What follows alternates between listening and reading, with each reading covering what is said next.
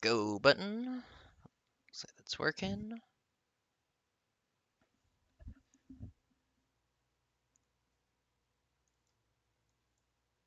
Get that bar music coming through. Wonderful, wonderful. Oh wow. Yeah. Ambiance, critical ambiance.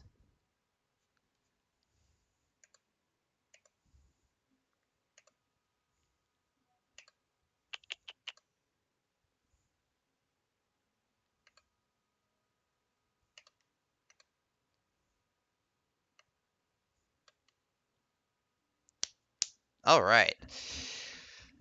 So, where we left off with Altris.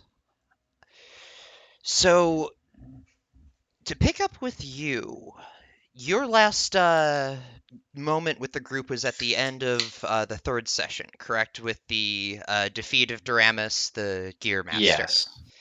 Yep. So, we're actually going to perhaps hop back in time for just a moment here. Unfortunately, I may have archived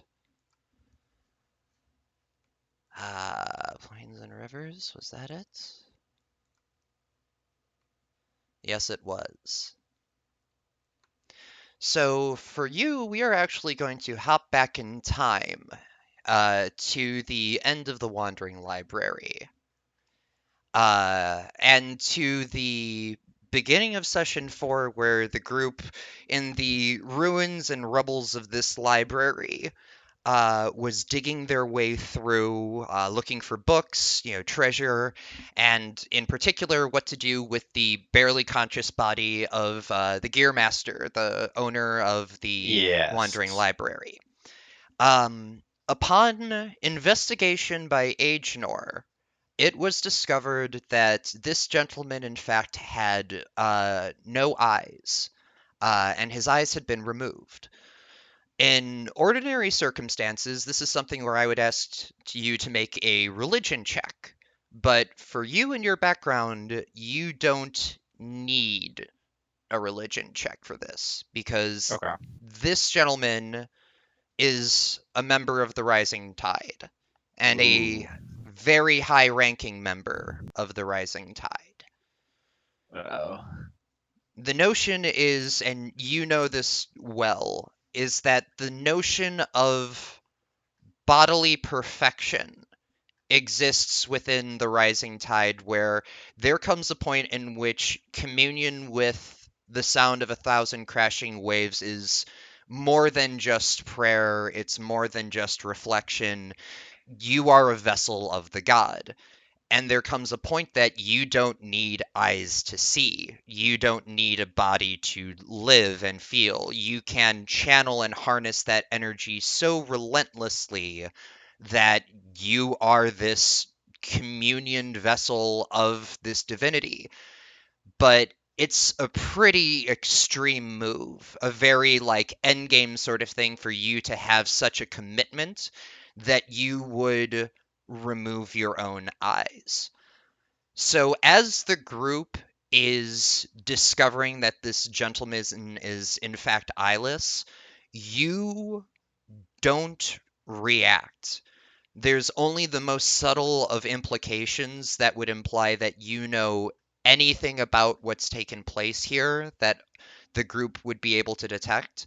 And for anyone who comes back to this and attempts to metagame around this, this is forbidden knowledge. You don't get to use this with your characters. You don't get to use this. This is Okay.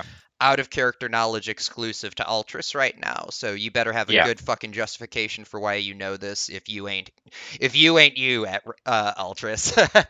Yeah. I gotcha. So with this in mind, Doramus, the Gearmaster, a new perspective is revealed to you that this individual is deeply involved in Keres and is part of your tradition. There's a deep background that you will have with him and potentially be able to suss out depending on your own inclinations. So, Okay. with that in mind, we head back to the North Crossroads the day after. Upon your successful return, um, The group this evening ends up reaching out to I guess you could call it a semi-criminal element in the Growth Armada, an organization that Schmeely is associated with. They get linked up with an individual named Euphrates Sharp. I think you may have heard the name a couple of times in passing conversation, but he's an Aarakocra, runs a dead drop where you essentially leave the fence goods for him, give him a day, and he'll come back with a supply of gold for you. Uh, Okay. Euphrates was the one who set Steve up with the contract on the library. And when you all come back with Doramus, he's kind of taken aback, like, well, shit, I was expecting to have, like, the library taken out, and in fact, you delivered us the guy. So time passes, Doramis's body is delivered. The GA people take care of what they take care of. And the long arc of it is that the group is essentially invited into the cheese smuggling business. In a couple of days here, you're going to have the opportunity to essentially intercept a illegal shipment of cheese and be able to take that on as your own and smuggle it to downtown Keres. It's sort of a mystery why it is that cheese is so freaking illegal, but there's really only about like three super duper illegal things in Keres. Cheese is one of them. You're now cheese smugglers. Hell yeah. Dairy products in general, but cheese in particular. Uh, so with that in mind, that's the sort of the events that happen tonight. Tomorrow, everyone kind of gets their own little nights that they've been, doing their own things. Some Mhm. people are going to be headed out of town. Some people just, do a little bit of shopping. But for the next 2 days here, Altris, you have run of the place. You can say and do pretty much anything you want. Do you have that copy of the map on you, out of curiosity? Uh, If you don't, I do will my character items? let me Or actually, I will add it to the handouts here real quick because we should have that available. I do not know if I have a copy of it. I probably would have sent that via Discord, so just a sec. Hmm. Let's see if this is the right one.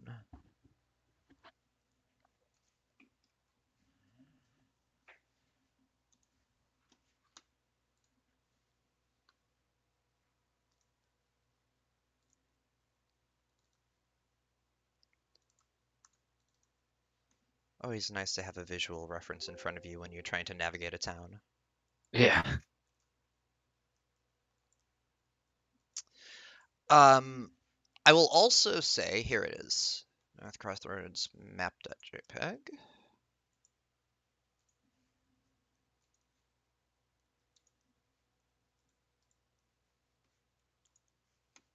Hmm, there we go.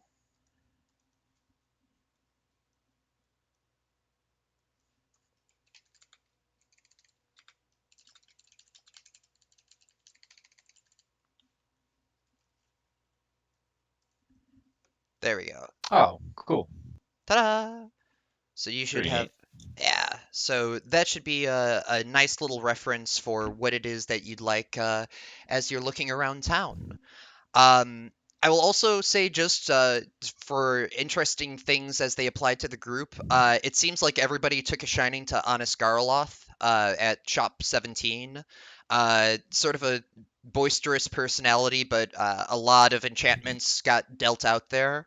This guy's got a bunch of interesting magical trinkets. If you're looking for more of just like a magical convenience store, Scrolls, that number two place was pretty popular.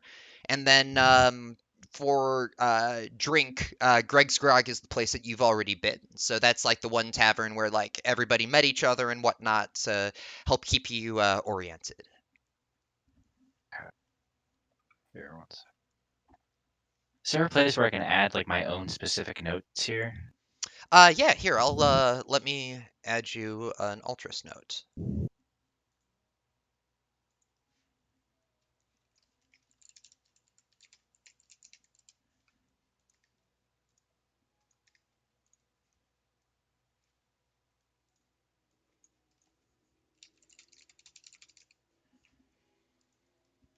There you go. See if that works for you. Altris's journal. It should be right above that map of the North Crossroads.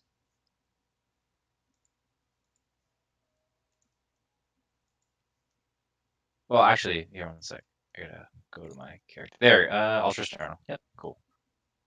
There Got you it. go. So nice little way of keeping notes if you need to. And then you can also pop that out by clicking the little button in the upper left. And nobody else can see this, right? Only me. Yes, only you. Okay, good. And I gotta. me, but I can see everything. Well, yeah, I gotta copy paste the whole lore of the Rising Tide that you sent me a while ago, so I have a quick reference. Oh yeah, absolutely. And keep in mind too, if anytime you need to know anything, you just ask the question, and if it's knowledge you already know, like no reason that you have like an expectation to have to know that. Okay. Like you're still new to town. You may have been brought up in this as like as a faith, but there's a bunch of stuff that you're only like contextually getting to see for the first time. So make of that as you will.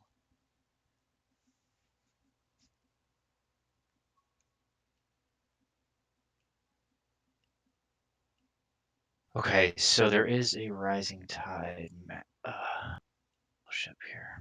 Where did they have Doramus at? Where were they keeping him? Doramus, that was actually a pretty amusing incident. They brought him back pretty much just straight through town. Hmm. Morrow saw over to the east there up on the aviary castle. It's like, oh, kind of bring your first body back, huh? And brought him to Euphrates where he was scooped up and delivered to parts unknown. You could ask around if you were maybe able to find Euphrates or maybe like another one like Bilius or something like that, because the birds all seem like they've been working together. If you wanted to find one of them, you could potentially inquire, but canonically, Doramis's body is long gone. Okay, yeah, I just was wondering if he was still in town or not. If they got rid of, he disappeared, then I'll just No, treat it the way it is. they beat the ever loving crap out of him to the point that either dead or unconscious, and then the body was delivered to the Arakakra, who as part immediately swept him Yeah. away, full of delight and surprise. So this is, I don't know if I'm allowed to know this, but Mhm. did he recognize me as a Rising Tide, or he had no clue when we fought him? Um, there was a brief implication that you could have known more, but it was contextualist, and there has been no further addressing of it. Okay. Again, that's private knowledge in general. People have to Yes. dig for that. Okay. Good. Good. All right. So, and with the Rising Tide, do they have any conduct about fighting another Rising Tide member? Rising Tide generally, the interesting thing about that is you know that the Rising Tide have a very dense internal network of information sharing. Think of it like the kind of gossip that goes around amongst people with, representatives all over the place. So the Hmm. Rising Tide, to not have them be aligned to the same goals is kind of surprising. And it's very strange that this person would be like a member of the Rising Tide, a high-ranking enough member of the Rising Tide that he has the condition that he has, but also that he's been out doing his own thing here for hundreds, maybe thousands of years, completely independent of anybody else. So that on its lonesome is like a what the hell is this guy up to? Like, has he gone rogue? Is he a scion? Like, what's the deal here? Gotcha. Okay. The first thing I'm gonna do is I'm gonna go to the Rising Tide Fellowship Church. Absolutely. So as you start your day off at the Safe Passage Inn, the morning is bright. The birds are chirping. You have that beautiful scent of being close to the sea on your nose, that scent of kelp and seawater, the chirping of seabirds off in the distance. And it's a beautiful, warm day in what feels like a early summer. You make your way out south to the Rising Tide Fellowship, which is straight down south from the uh, safe passage where you've been staying. And with that, you find yourself at the exterior of one of the larger buildings that you've seen in the North Crossroads. It's well trimmed, like a little bit more decorative flair to some of the designs for it. It's also very tall. A lot of the buildings around here are sort of squat, maybe only like a story or two. This one seems like it's got a little bit of height. It has that sort of cathedral like, 3 or 4 stories of lift in this, pretty sort of like pumice-like stone. You see little faint reflections of a couple of different colors, the common building material that most structures seem to be built out of around here. Okay. All right. So I'm gonna enter inside. Absolutely. And as you do, you enter to a very spacious, stone trimmed room again, with these high ceilings and the sound of running water starting to fill your ears. There's this very peaceful, kind of meditative sense to the entire space as you hear the flowing of water.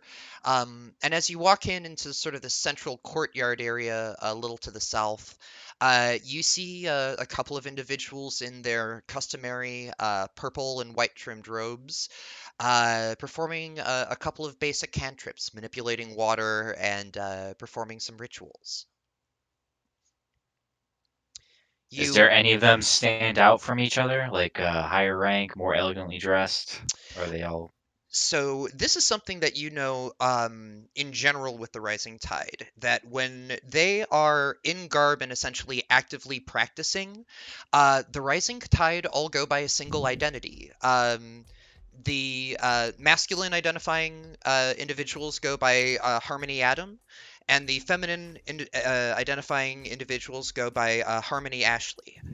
Um, in general, there is no easy way to tell any individual of the Rising Tide apart, except for higher ranking members who would not be wearing the customary robes, mask, and blindfold. okay? Um, right. I'll go up to this person over here then. Absolutely. All Make right. make me a quick perception check too as you do that.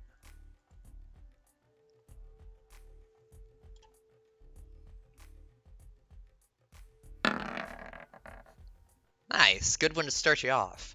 As you're passing through and your eyes kind of glance over the courtyard, you actually see Steve the Bard tucked away in a Okay. corner, sleeping. Looks like he's got a terrible hangover and is sort of tucked over in the corner, resting off whatever may have allayed him.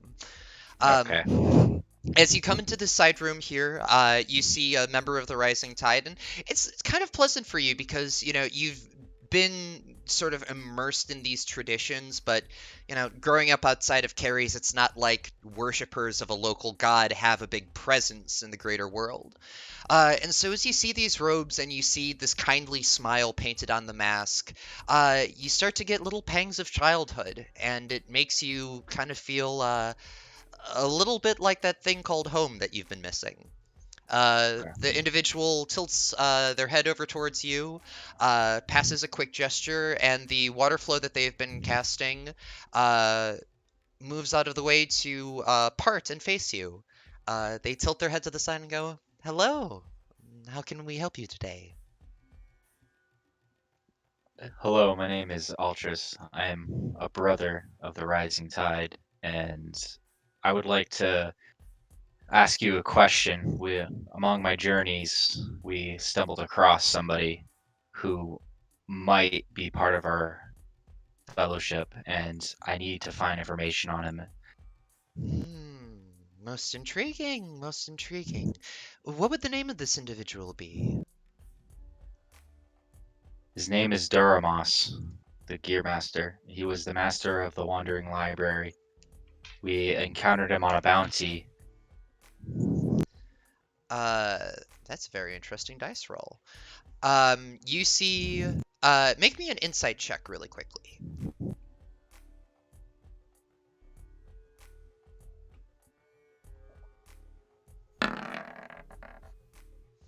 Um, it's a little difficult to make out a whole lot of posture inside of these robes. But when you say the word Doramus, you definitely notice just the reaction. This is a name that's known here. Um, the individual goes, well, as you know, I am Harmony Adam, but let me guide you to Harmony Adam as well.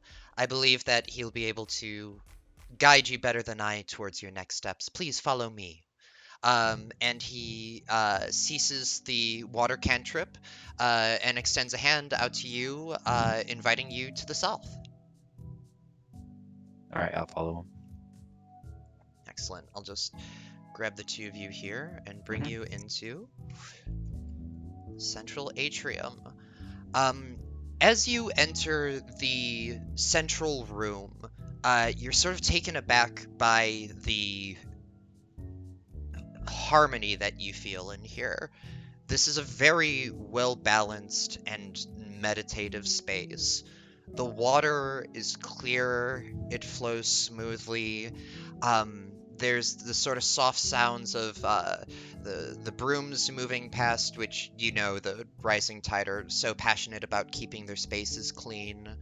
Um, make me another perception check if you could.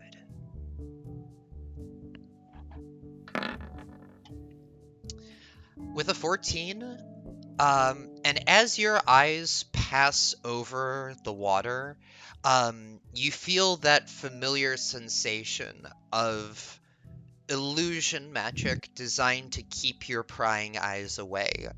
And as you look out over the pools, you feel your eyes sliding over, unable to grasp any people or any objects that might actually be inside these pools. Um, it's strange to somebody who may not have grown up with this, but again, all of this reminds you of your culture. You know, it reminds you of why you've studied, why it is that you've learned to keep knowledge in your way, and why you're so darn good at manipulating water. Uh, Adam the Lesser brings you over to this other individual further in the back, and in front of you, you actually see a member of the Rising Tide not wearing uh, the robes. You see them much more functionally dressed. At their side, they carry a warhammer, wearing like a vest of chainmail. They still have the bright blue colors of the Rising Tide on their tabard, but rather than the full hood that conceals them, it's just simply the bandanas and the mask that smile back at you. And as you approach, Adam the Lesser walks back, and Adam the Greater walks forward and says, Altris, you've returned after so much time, and it's a pleasure to see you again. Hello, brother. I am I'm he I've come with information and I'm seeking an answer. Indeed, I'm excited to learn more about this. Would you please step into my office? And he invites you over to the threshold of the water.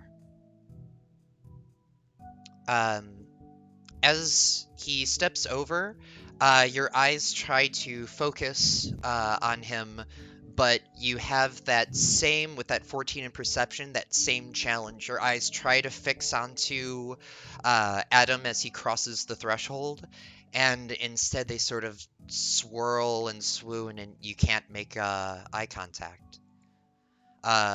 Will you cross the threshold? I will cross the threshold.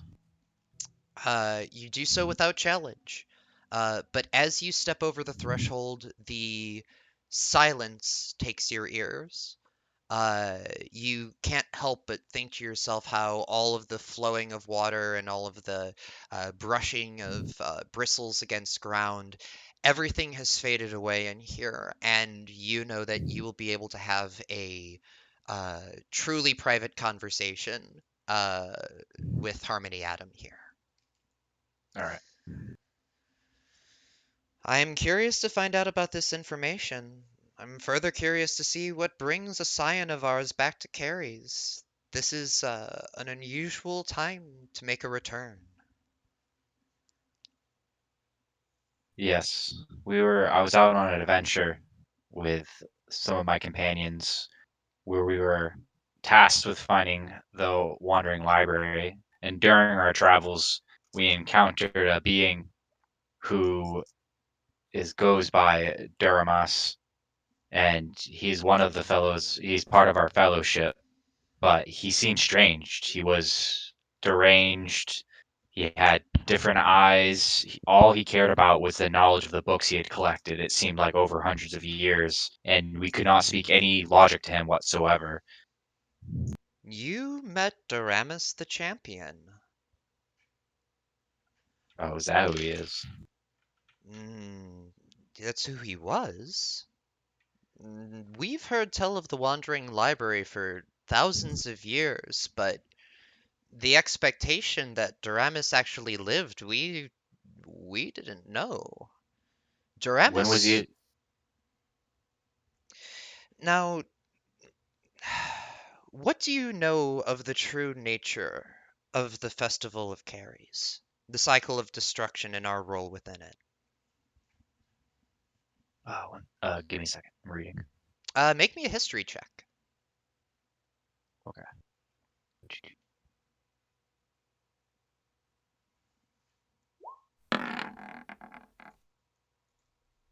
14 history. Yeah, these are sturdy rolls.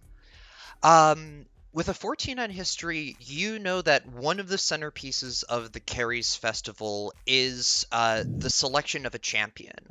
Where as the festival concludes, there's a great tournament, and those who are able to earn the favor of the water god essentially are imbued with divine powers for the Tempest. As the elementals begin their attack, this champion, selected from all of those who wish to compete and earn the god's favor, they lead the assault against the elementals, and they're sort of the tip of the spear that tries to break the line before it gets to the god. And the reward for the champion is that they get to request a boon from a living god. Um, Doramus, by being a champion, means that he is a person who would have had this incredible power, and he himself would have earned the favor of this god at one time. Um, so, with all of that in mind, that's what you know coming into this. This is sort of your familiarity and the familiarity of anybody who knows a little bit about the festival. Like, the big centerpiece of it is who's going to be this year's champion to defend the god. Okay. So elementals attack and people defend Hmm. their god from elementals, and whoever, I'm assuming it's not one person, but whoever proves himself worthy out of all the people, like the most worthy, gets the ability to have a communion with the god, which is where they earn basically a miracle. They get a blessing from the god. Exactly. Okay. And the nature of it is usually they're with a 14, I'd say you also know generally that they fall into two categories. There's contenders who are trying to earn the favor of the god, who are individuals of great power and great prowess, who are able to essentially prove themselves through trials and combat that they can wield the god's power. But then there's also the champions themselves, which is after you've earned the boon of the god. um, it's sort of like, well, where do you sort of go from there? What happens to somebody who has that kind of power and gets the chance to make a wish become real? And so is not like a stigma around it, but it's also like a very respected, revered, sort of like retired position to be in afterwards. Okay. Uh, Okay. Sorry. no, it's quite all right. That's definitely a little bit of an information burst there, but that's something that you know about this because winning the favor of a god is something that's always appealed. Okay. All right. So, uh, I'll tell. And what is his? He's the what's his name? Sorry. He's Sorry. also Harmony Adam, but you Harmony also Adam the Great, right? Or the Harmony Adam Greater, the Greater. Yes, you the that's Greater. and that's just as a shorthand because though he himself refers to a Harmony Adam, you can tell that he's a cut above everyone else. So I should just call them all Harmony Adams or Harmony. What was the female's name? Harmony Ashley, yes. Ashley. Okay. Okay.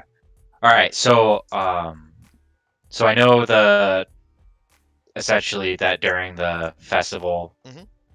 champion, our defenders go to defend the god, and whoever defends the god uh, essentially is proven and gets communion with our god, Hmm. which allows them to get a boon. I'm trying to Correct. explain this to him. I'm just not doing this in a very good way, No, no, but no. You've got the gist of it. It's that whoever proves themselves is the tip of the spear that leads the defense, and they okay, receive the blessing of the sound of a thousand crashing waves. And upon okay. the defense of the god, they receive their boon, their wish, and their true communion.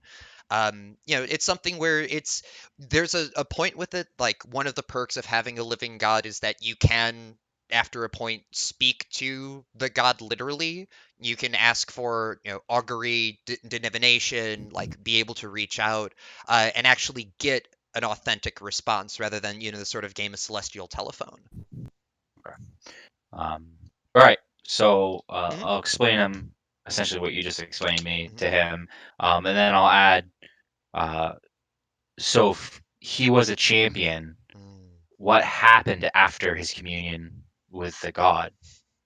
Well, this is why we are so curious. As far as we know, he used his boon to remove himself outside of time. He chose to squirrel himself away, hide with his books, his accumulated knowledge, and he used his boon to remove himself. We spent years at first trying to connect and reach out, but everyone that we would send to the library would encounter unknown fate. And came to a point that this was thousands of years ago, easily 2,000 years ago, that Doramus was a champion. He's one of the great failures of the Rising Tide. Um, Came to a point that he just disappeared into the background of Parisian lore, and every so often you'd hear of adventurers vanishing as the library made its path across the fields. But you fought Doramus and lived. We actually had captured him as well. You captured him. Where is he? Yes. And you have to remind me again for the name of the bounty guy. Bah! Euphrates Sharp, the Arakakra, for the Growth Armada. Euphrates Sharp, the Arakakra. Okay. We turned him over to Euphrates Sharp, the one who given us the bounty, and he was taken by the Arakakra away. I don't. Mm, what a shame, what a shame. What a fascinating turn of events. A failed champion lives, and thought lost for so long. And tell me, was he still in? You said he was mad. He couldn't listen to reason. He was not in possession of his own faculties. He wasn't of right mind. He constantly kept repeating the same words about taking his books. All he cared about was his books the entire time we were there. And within the library was its own dimension separate of that of time. And it was just full of different libraries of different types of classifications of books, and it seems like he had gathered all these books and just spent himself in his own kind of time-ridden existence just researching, studying, and reading them. And for those who came and took the books, it was like the ultimate sin to him. He would not allow it. They were his books. Then the truth is revealed. So, the question I ask you then, as we consider these possibilities, what would cause a person so powerful as to earn the favor of a god and lead the defense of a city to give up, hide, and spend thousands of years sightless, surrounded by the memory of their own books? Why would they use their boon in such a way? He, There's. Oh, you first. the only thing I can think of is when he had his communion. Because did he leave right after he obtained his boon? Hmm. It is the case. He performed his service, he made his wish, and the library was formed shortly thereafter. Maybe there was something he was shown with his communion with a god that disturbed him to the point where he chose to retreat rather than become a champion. It is certainly possible. Tell me, when you went inside the library, what books were you able to find? What manner of writings did he bring in there with him? Oh, history. History? Yes. He had history. He had fantasy. He had it was like romance novels. It was and there were people that were trapped in there who were could not get escape. Who all essentially had formed their own kind of book club. He had prisoners. Yes. Make me an insight check.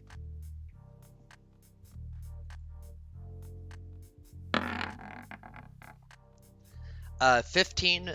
This time you say prisoners, and that's that one struck a chord. Because this is, you know that the Rising Tide, that's not really their bag. Like, you guys deal in secrets. Like, there's a lot more effective ways to, like, blackmail people than there is to, like, keep them, like, entombed or, like, incarcerated or something like that. So the idea that someone this powerful from within the Rising Tide has done that, you see Adam uh, react, sort of that flinch, like, ooh, he really had gone around the bend. And these people inside, did they seem old? Had they been there for a long time?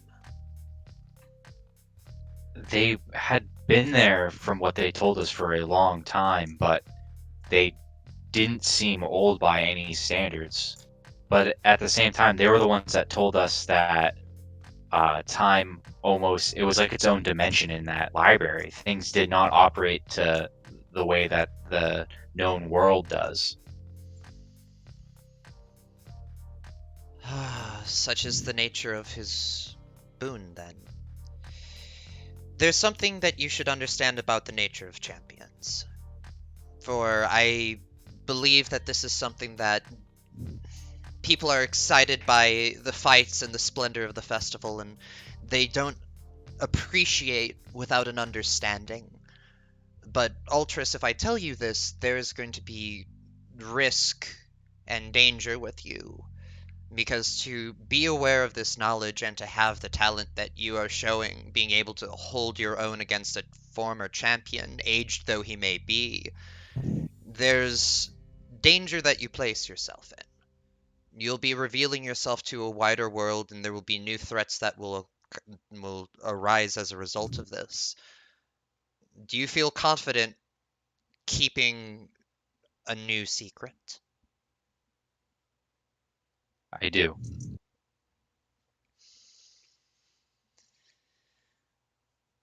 Then take a deep breath and think about time. And think about the nature of your relationship. And think about the way in which we move forward at a consistent rate. And think about the way in which time is considered an inevitability. But we don't live inevitability on a linear fashion in Keres. We live on a cycle. It is a cycle of destruction, but it's also a cycle of rebirth. We tear our city down through the wrath of elementals, and we rebuild it days and weeks later. And we ourselves find this land of plenty that we find through this grand communion. The God that we see in the harbor is only a slight, tiny sliver of the greater power outside of the plains. And the greatest boon that this God gives to its champions is the gift of time. Once you begin your rise to serve as a champion of the water god, you begin to gain the ability to manipulate time. You start slowly, seconds that go missing, spots that you can't explain behind your eyes. But as it progresses, others that have this potential will begin to seek each other out. They will come to each other, they will find each other, and they will seek to prove the contenders, seek to prove themselves against each other, because there can only be one champion each year. And there are a great many champions. This is a long, eternal process. 12,000 years that we have had champions in the city of Keres. Ever since the earliest civilizations laid settlements here. The Are goal. they Oh, go are they ahead. all lost to time as well, or are they present here and now and today? Oh Does no, there are time many champions that still rest here today. In fact, I can almost guarantee you that you've met a couple already. But to do interesting? so is to place yourself at risk. To do so is to mark yourself. Because until you have the chance to earn the god's favor, you have to deal with the jealousy and pettiness of your fellow person. So this is the challenge. Doramus reached out, and with his gift and with his potential, he could manipulate time.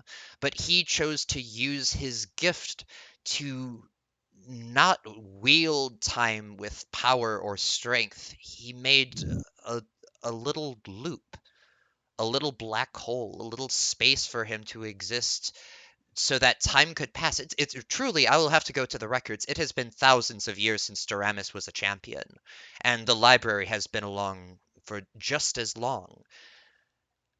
But the idea that he would waste such a boon just to give himself time with his books, it's such a strange thing to consider. To me, it's almost like he saw the foreseeable end of the world and wanted to have time researching his passion before the end happened. Hmm, that's possible. But I will say that the joy of living in a place in which this cycle is consistent, should the rest of the world end, Keres would still live, because our God sees beyond this plane. And we don't know how it would happen, but there's a reason why we seek this communion. Should there be an apocalypse, should there be the end of the world, our God is beyond sight, and we believe we would be prepared. Is everyone but the so is the world destroyed every time this festival happens? Do the people live during this festival, or is it a complete restart in humanity? For Keres restarts. Yeah, Anything that is not Keres. saved is destroyed. Everything that is not preserved against the onslaught of the elementals is laid waste. And though there is some death, we have become very confident and very competent at our response. It is a point of pride of all Coresians when we come together to defend our God, because this is why, for so much of the year, we get to live in a land of plenty. But with such a gift comes a sacrifice, and we perform that sacrifice with glad tidings. As you know, for some of us, that is where we choose to engage in our rebirth, to join the cycle ourselves. Okay. So is there any champions that I can go contact and maybe further figure out about a little more information about Doramus and what may have caused them to do this? But of Um, course, there's several champions in town, or, well, there's champions but also contenders. The one that I'm the most aware of would be Crinkle Von Tinkle. He's the owner and the proprietor of the Hot Tide restaurant in the south part of the Undersquare. He's a reliable sort, but a little private. It's sort of an interesting thing. You see a lot of contenders who have a healthy communion turn around and start to own Hot Tide restaurants afterwards. I'm not certain what exactly about it is so appealing, but I myself never was a contender. You would have to ask them. Crinkle Von Tinkle, most certainly. I believe Mayor Asima was also a contender at one point, though I don't believe she became champion. Um, there should be a couple of others around town, but their names escape me for the moment. If you would like, I would be happy to reach out to our network and see what other connections I could find. That would be great. I'd like to speak to as many of these contenders or champions as I possibly could. Absolutely. Give me a day and come back tomorrow, and I will be able to tell you who in town either seeks the god's favor or has already earned it. Okay. I appreciate all you've done and all the information you've told me today. I appreciate you putting yourself in such danger. Doramus was notorious. He was a powerful spell slinger. He could draw confusion into the minds of his opponents and lay waste with radiant fire. He was a powerful opponent. For you to have defeated him, even in old age, is no mean feat. You should feel pride in your accomplishment. I do. I just wish we could have saved him from his own madness. To have a champion lost is something that isn't good. Hmm. No, it is not. It is concerning. We must keep our ears to the ground. Loose lips sink their own ships. I Let us know agree. if you hear anything else, Altris. We appreciate you. I will be in contact. Excellent. And with that, Adam steps forward, guides you over the threshold, and as you step back over,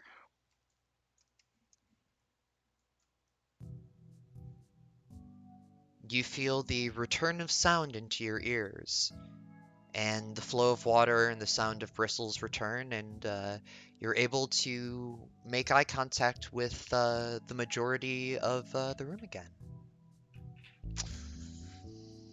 All right. All So anything, what would you like to do next? right. Okay. Now it's time for some shopping. Hmm. Um, Also, I do have that. I got a magical alchemy jug, I think is what it was. Was my item that I got. Yes, indeed you did. So I have to get that identified.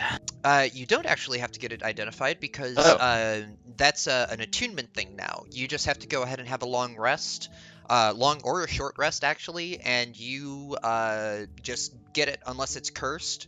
At which point the curse doesn't tell you what the curse is. But you okay. get to know what the item does, which, if I'm not mistaken, let me pull up your sheet here right quick. Whatcha?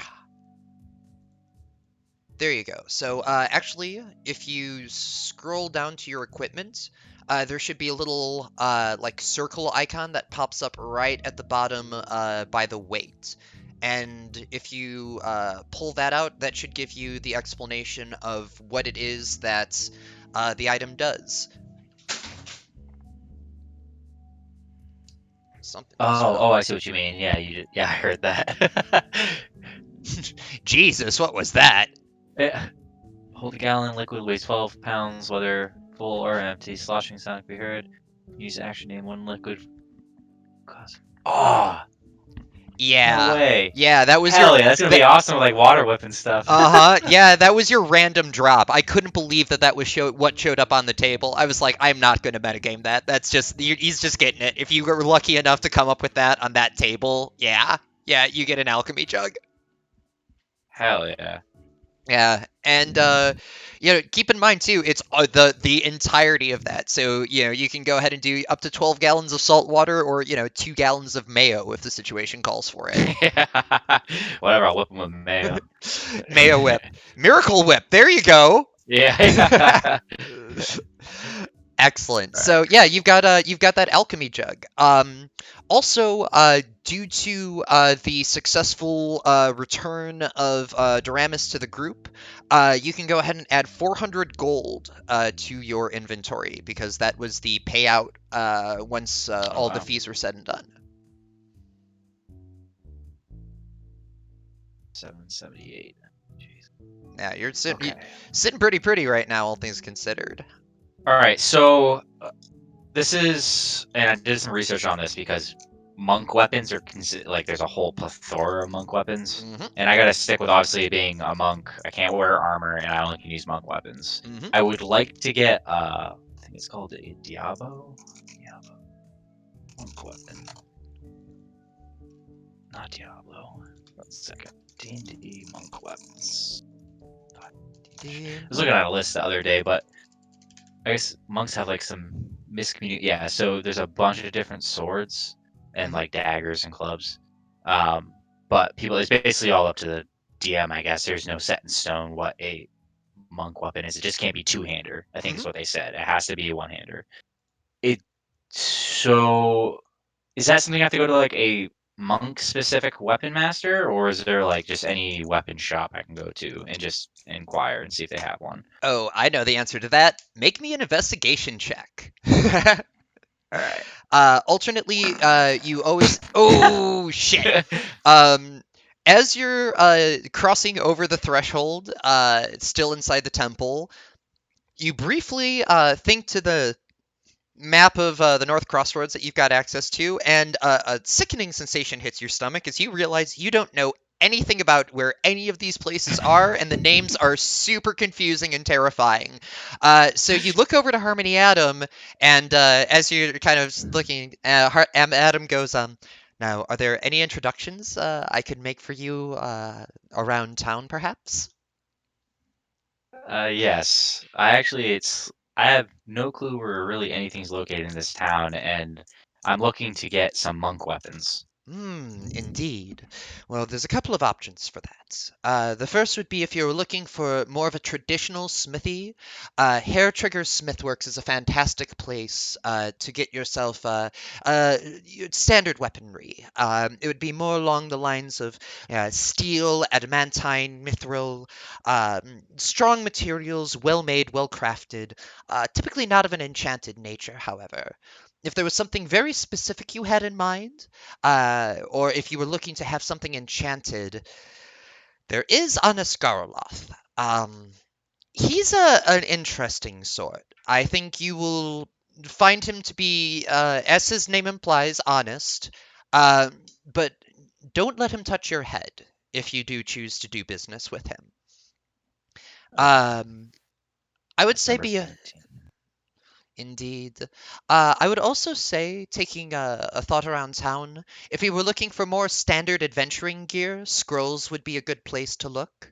I would also say, if you needed something very particular, you could even speak to what is her name? She works for the city council. Penelope name, at the customs office. She typically has an understanding of what's in the warehouse, perhaps any unusual items that would come through. But for standard, I would say Hair Trigger, and for enchantments or magic, Honest Garloth would be a great place to start. But again, don't let him touch your head. Okay. I appreciate it. Thank you. You're very welcome. I'm Uh, gonna. Oops, sorry. oh no, no. Go right ahead. Uh, well, if he's done with this conversation, I was just gonna go up. I want to go run into Steve, pick Mhm. him up. Absolutely. And as you're making your way, Adam gives you a little nod. You make your way over to the comatose body of Steve the Bard, who's snoozing. Make me a perception check real quick.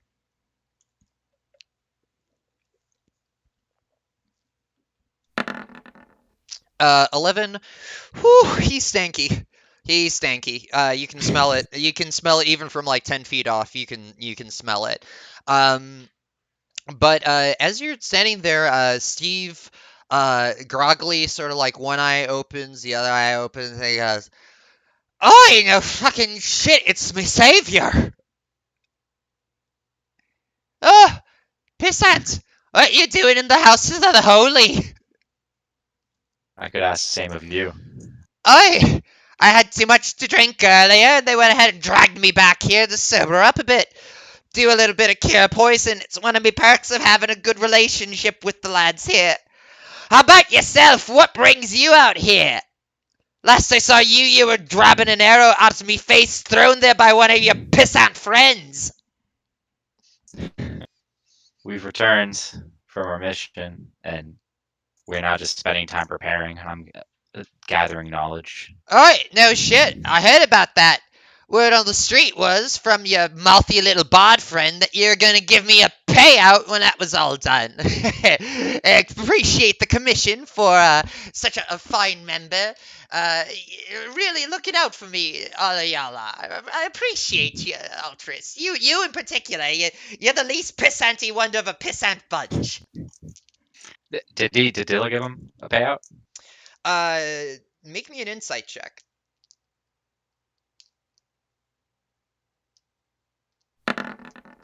14. Steve definitely thinks that Dilla said he was going to pay him. Um, certainly hasn't been paid yet. There's definitely a use of the future tense here, but Okay.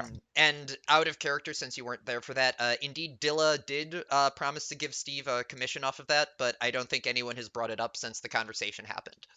Okay. So Steve is still expecting his commission from kicking the bounty over to y'all. So hi, it's gonna be nice. It'll let me get back on my feet, pay off a little bit of the loans that I owe back to the Armada. It'll be a good day, but oh me fucking head. Oh, you pissants. I really need to stop drinking at Greg so much. Or if I am, I need to switch to something besides the fire elemental. Oh. Yeah, you need to take it easy with our friends too. I'm the nicest, it seems, out of all of them, so you don't want to get on their bad side. But I'll give you part of the commission just so he can fulfill his promise. And I'm gonna hand Steve 200 golds. I'll give him half of what I got. Fucking A, 200 gold. You're actually trying to square things up. You're less of a pissant than I really thought, yeah. Oh, Best thing you can do fuck. for yourself, Steve, is go clean yourself up and get your acting together. Make me a persuasion check with, like, advantage and a How do I do bless. that? Pull up your character sheet, Hmm. and you should have a little toggle at Oh, the top. advantage. Yeah, go Yep. ahead and toggle over advantage, and then give me that persuasion check. I'd say like persuasion with a bless even, but you'll there you go, perfect. Yeah. 16.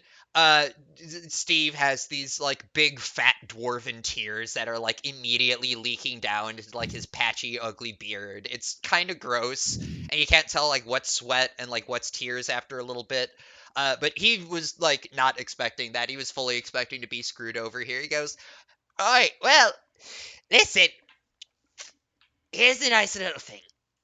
Since you're the least pissanty one of the bunch, I'm gonna give you a little bit of a hint. You're getting yourself in with Euphrates, I've heard, right? That is correct. Well, listen, I really like Euphrates. He's a good guy to be working the Armada in these parts. But here's the ticket.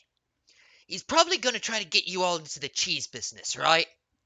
You heard anything about that? That's the thing your little compatriots have been talking about amongst themselves. Yep, that is 100% correct. Alright, well, here's the thing you need to know about that. Yeah, it's a profitable business, right? But you see, I'm a local.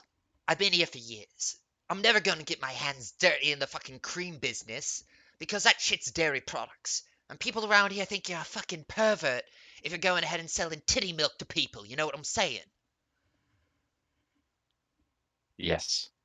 You know, like look at all of us. You got some people over there, they're like minotaurs, and that guy over there, it's like some demon ape, right?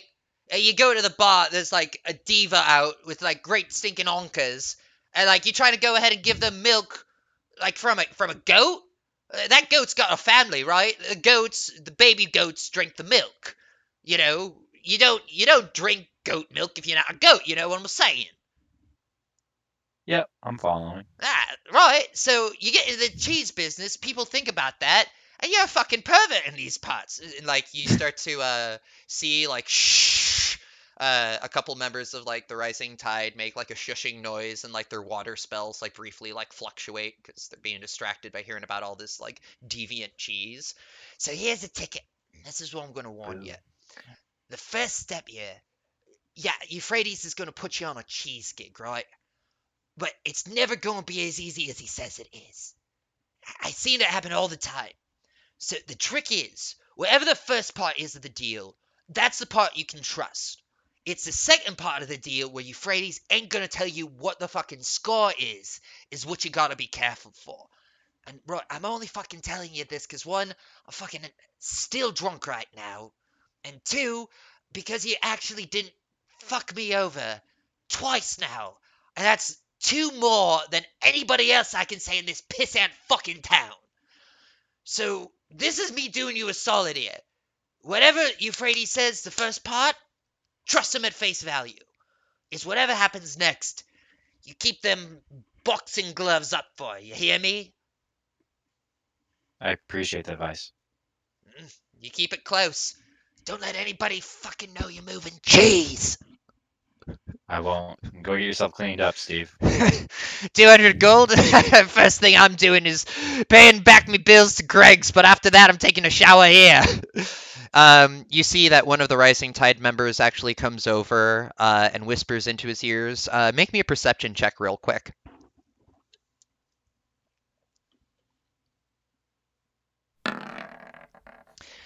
With a 12, you can't quite read the lips. The mask is covering it, but the definitely sounds like, no, you should really take a bath before you leave. Right. Well, actually, I think we're going to revise my schedule. Kick back here. Altris, right? Altris the not pissant. Was that your name? Altris is just fine. Altris the just fine. Pleasure remaking your acquaintance. I'm going to get myself cleaned up here. Follow your good advice. Uh, Steve collects himself and kind of makes a wandering, meandering path, scuffs himself on the rug on the way out, and splash, falls into the pool in the next room, at which point he disappears from your sight. All right, I'm going from here. Okay, well, one second. Let me write down. So, Jesus taboo. Second part of Euphrates front. Question it. Don't take that. Okay. Okay, so I'm going to move to. I gotta pull my little map. I know it's number 17, but Mm. Oh yeah, I just got, I can teleport you around. yeah, I go to Garloths? Honest Garloth's Pan-Planar Teleshop. Absolutely. And so as you make your way out, it's starting to get spend a little time at the temple, some quality conversations had with some of your fellow faithful. And you've seen this place actually sort of caught your eye on the way in. It's a very brightly colored building, and compared to most, which don't really seem to have a lot of signage or anything of the sort around them, this one has some very bright runic patterns. Not in a language that you can read, but inscribed and almost pulsating on the side of the room. Give me just a second here. I'm going to need to grab Mm-hmm. myself fresh little water, and then we will do Garloth in just 30 seconds here. Awesome.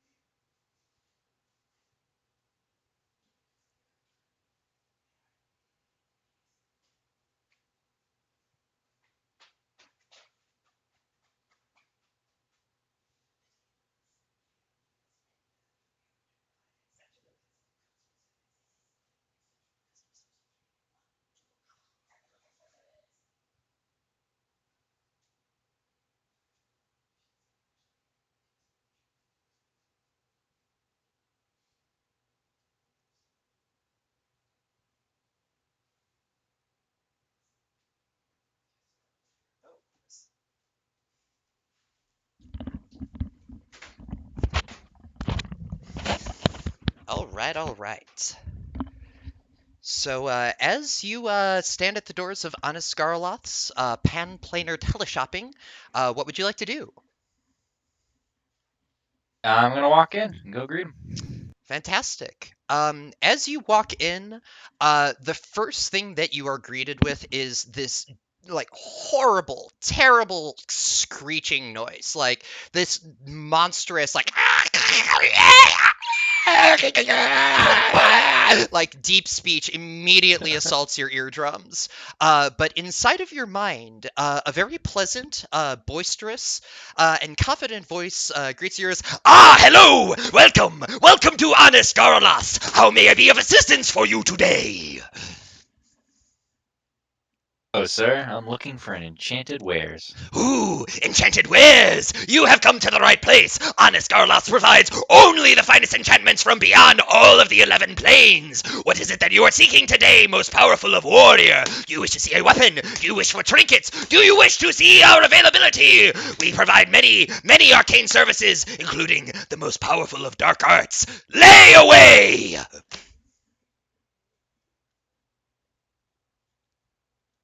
Holy moly. Okay. Hmm. Uh, Actually, and as you are standing there, you do see honest Garloth in front of you. Garloth is actually make me a history check.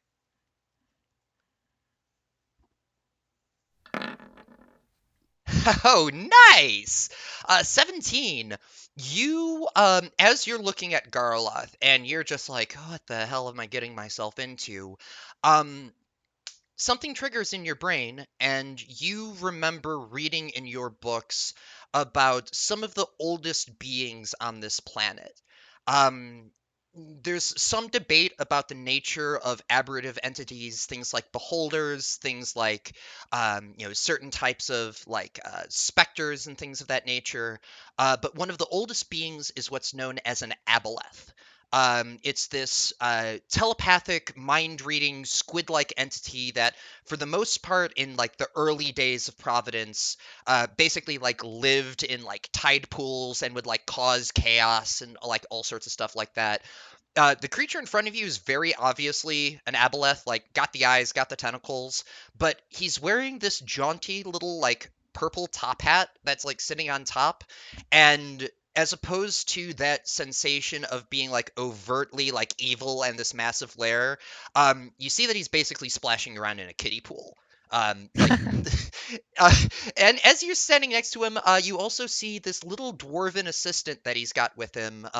Very small stature, guy's maybe like 4'10" on the outside. Little beard, kind of like a sweet smile on his face, and gives you a little wave as well. It's like, "Hi there, welcome to Honest Garloths."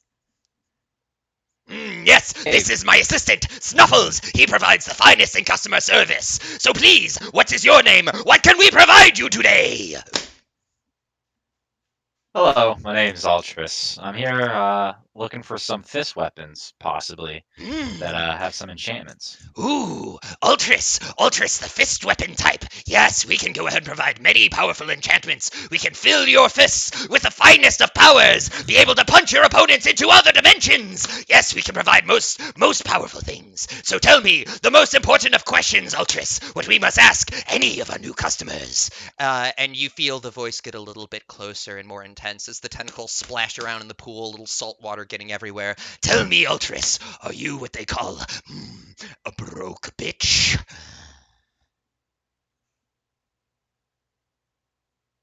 Define broke. Do you have lots of money to spend? Depends on the wares that you have available. Ha ha! A good customer knows the value of the things that he sees before he tells the salesperson how much money to spend. Ah, fantastic! Let me take you through my wares. Now, you seem to have an interest in particularly fist weapons. We can go ahead and provide unusual enchantments. Yes, what we can do is send things through with the power of Snuffles and these portals to the elemental beyond. Snuffles can provide you all manner of trinkets, enchantments, provisions to your weapons and armor, all for affordable fees! In Well, it's addition, the affordable fee hmm, and the condition. We do many sorts of services here. If you were interested, one moment while I pull up my spreadsheet. Snuffles, get me my spreadsheet! Absolutely, Garloth. I'll get it for you right this moment. And you see Snuffles turns around and runs into the back room, grabbing himself a quill and a couple of pieces of paper. He is fantastic, is he not? Snuffles is such a loyal assistant. He will do so much to provide the finest of customer service to you. How long have you both been working together? We have been working together for at least 30 tempests. Snuffles and I have a long-term working relationship. It is a patronage. It is something where I look out for his well-being. I am so proud to see the powerful man he has become today. Snuffles turns around and says, "You sure got it, Garloth. I wouldn't be much of anything without you." Comes back out with the spreadsheet and goes, "All right. Now, if you'd be interested in getting yourself something specific, we have had a couple adventurers come through recently, so our immediate inventory is a little bit limited. We do have a necklace of fireballs. It's got 2 beads on it. That would be 480 gold. Yes, a necklace of fireballs. Be able to summon enormous motes of fire that will consume your opponents. Are they all together in a group? Now they're all together in a group in a crisp. They shall be burnt to your will. We also happen to have a ring of water walking for 1,500 gold. Yes, be able to walk upon the water, treading your feet, never falling into the deep abyss. Wouldn't that be delightful? To never feel the embrace of water around your neck again. We can provide this. Garloth can make do. And in addition, assuming that you wanted to stick more along conventional lines, you can hand over any item of your choosing, and we will go ahead and provide enchantments for it. 100 gold for a trinket, 200 gold for weapons and armor, and for an extra 150 gold, we'll put on a second enchantment. And powerful enchantments they are. What kinds of enchantments you get? That will depend on the day, the cycle of the moon, and what we are able to find. All right. I'll be back then. I need to go purchase a weapon, and it seems like I'll be going with an enchant. Ooh, is there a weapon that you seek that you desire? We could find simply a trinket for you. Do you have anything, for instance, wraps, something that we could use to imbue your fists? Oh yeah. Would that be like, because I'm Yeah. monk unarmed, Mhm. but is that something that I would have to like create like fist wraps or something? Yeah, if you want, I'm basically, it's like if you wanted to get creative with it, the way that this has been working is it's basically like an RNG generator. Like if you've got an item you want to get enchanted, and it can be like pretty much anything, there's this funky little table that I'm rolling on, and then you'd be good to go. So if you've got like a bandage or something, like whatever you've got in your inventory, like I'm sure we could make that work, and then just like apply it to your fists. It's the same. Like if everybody else managed to like throw a dagger at this and like get a bunch of like cool shit, like same principle should apply for your like melee weapons. That said, Okay. if you'd like to go ahead and just get yourself like a sword or something like that and go with like something that would roll higher too, that's definitely an option. I'd like to Let's get like I'm looking for like a fist weapon that I could probably put like enchanted gems or something in. Each have different abilities along, so it'd be something I have to like forge probably. Ooh, So an enchanted fist. We could look into that. You said a fist. Snuffles, go look in the back and see what you can dig up for us. Absolutely, Garloth. Give me just a moment. And this time, Snuffles goes ahead and runs off into a different side room and goes digging. So tell me, you fight with your fists. Is there any associations that you commit yourself to within the Greater Keres region? Do you have any loyalties? Anyone that you are friends with? I follow the codes of the monk. That is the strongest affiliation I have, but I also am very suited towards water. Indeed, a member of the Coven of the Coast. Are you certain we could not provide you a whip?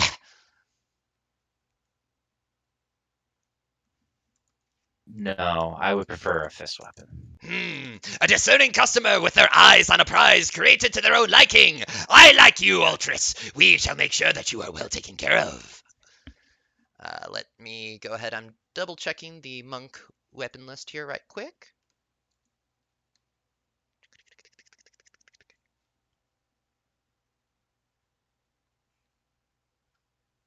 Yeah, that's the things. I don't even know if it has like because it goes off of just traditional monk weapons, like obviously in history, like Dao and Shaku. Yes, but don't forget, we have the freedom to do whatever we want, because this is our world. Yes, exactly. So that's I was thinking of kind of Tell like me, what do you have in mind? Describe to me your perfect fist weapon. Perhaps we can start with a starter version, and then, through subsequent enchantments, we can make this into the item of your dreams! something that can fit over my fists that has a socket for a gem. Something made out of a strong enough metal that I won't shatter when I punch with it, but can also be imbued and be recharged, so it has some effect when I punch. Let's say if I want to punch and cause an explosion with my punch outwards from the fist, something of that nature. Hmm, hmm. Let us see. Snuffles, what have you been able to find? I actually think I managed to find an interesting one here, Garloth. And he goes ahead and turns out, comes around, and as he comes up, he goes, "Now, these are a sort of an odd little piece that we found. These are osmium bracers. It's sort of this brittle, bluish-white metal in like the sort of, and you look at these, and they're these really interesting, sort of like bluish-white metal bracers. They look like they would fit around your arms like really comfortably. These would certainly be a powerful base for us to start building enchantments off of. Now, I'm not certain that they are inherently too powerfully magical themselves, but for 300 gold, we could go ahead and make this a package deal and get you a pair of relevant enchantments to your monk lifestyle imbued into these bracers." That Mm. sounds amazing. Yes, you see, this is what we provide at Honest Garlos, the finest customer service. You would go to a normal place and be like, I must take a sword, I must take an axe, I must act like a barbarian. No, at Garlos, your dreams are made. All Indeed, right. they are. Well, let me go ahead and get this package up for you here, and I'll be back in a jiffy. And as you see Snuffles, he kind of like cracks his neck and like stretches his arms out, like starts limbering himself up. Garloth extends a long purple tentacle outward and sort of elegantly taps on the portal, and tick, tick, tick, bsh, you see the portal flare to life, and Snuffles takes the bracers, puts them into a little pouch he's got in his back, be like, "All right, back in a moment." Tick, tick, tick, tick, tick, tick, and he disappears from the prime material plane.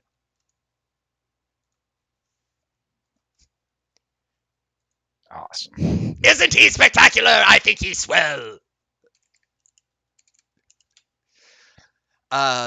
So with that, you are now in the interior of Garlas' environment. And again, make me one more perception check. Just do like a scan of the room to see what sort of weird shit catches your eye.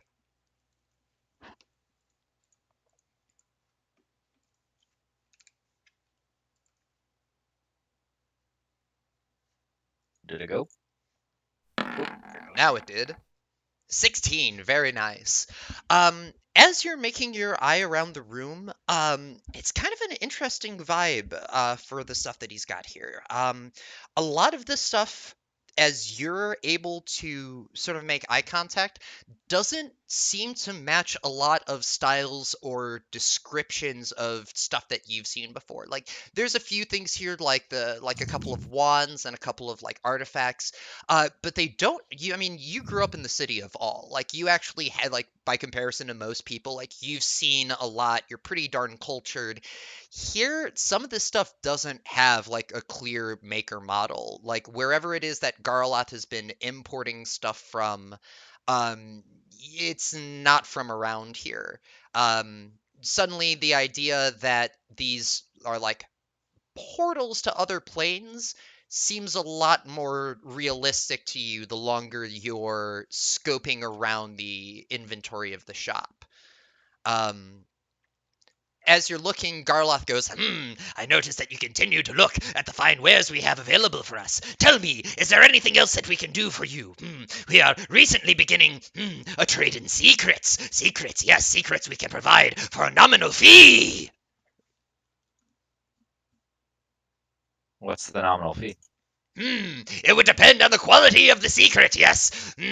Recently, adventurers have been coming to us and sharing secrets, all manner of useful knowledge. Garloth will pass this along to you for a nominal fee, depending on what you want to spend.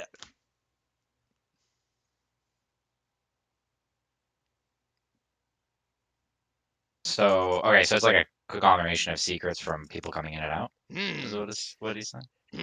Let us put it this way. Either you can pay me money, hard coin, beautiful golden coin, and I will tell you a secret proportionate to the money, or we may exchange secrets, yes. And if you would like to exchange secrets, Garloth would be willing to tell you anything that you would like to know, ancient and deep, about this world. And you see that the tentacles start to like come out a little bit further, and they're not necessarily threateningly, but definitely wiggling over in your general direction. Garloth would be happy to let you know anything you would like to seek, but Garloth, in turn, would be able to seek what Garloth wishes to know. Yes. Oh. I'll allow it on one condition. What is the nature of this condition? Garloth is willing to cut a deal! I will not allow you to search through my mind. You will have to take from my word that what I tell you the secret is to be true. A challenging thing, a challenging thing. Why would Garloth trust second-hand secrets? Garloth has wonderful tentacles, tentacles that will go ahead and reveal the truth. Do you not wish to speak the truth in Garloth's presence? What does the truth have to fear? Nothing. And as my name is Honest Garloth, I give you my honest word. Nothing that you would tell me would ever be used against you to harm you. It is simply secrets and knowledge that Garloth desires.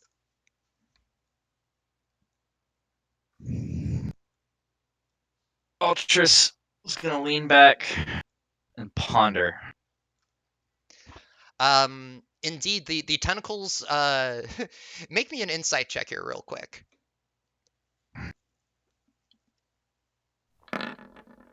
9? Seems pretty legit. It seems like if you let this guy into your brain, he's willing to tell you pretty much anything you want to know. Not sure exactly, like, how that's gonna go big picture. They are very slimy tentacles. But he is willing to, he's definitely willing to cut a deal, and nothing that he's saying right now makes you think, he's lying to you.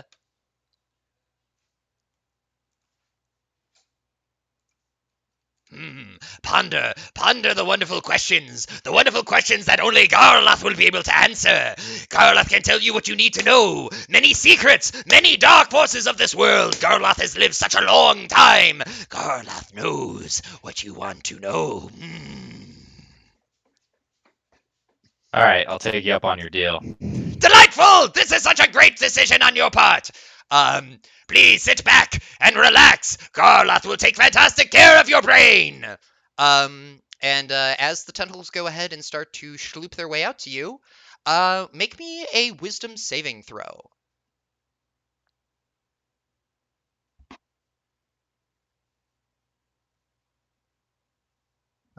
Saving throw, yeah, right here. 16.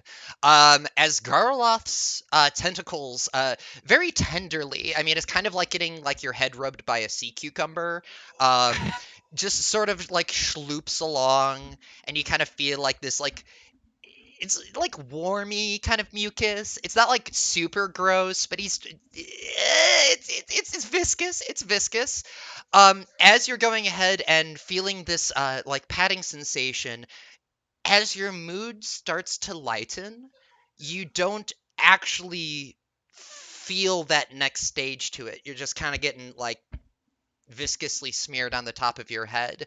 Uh, and you kind of like tilt your head at Garloth, and Garloth briefly looks a little confused and perhaps a bit embarrassed. Did that not work? Was Garloth perhaps unsuccessful in prying into your brain? Most embarrassing, disappointing. My apologies. May Garloth attempt again to reveal the secrets of your mind.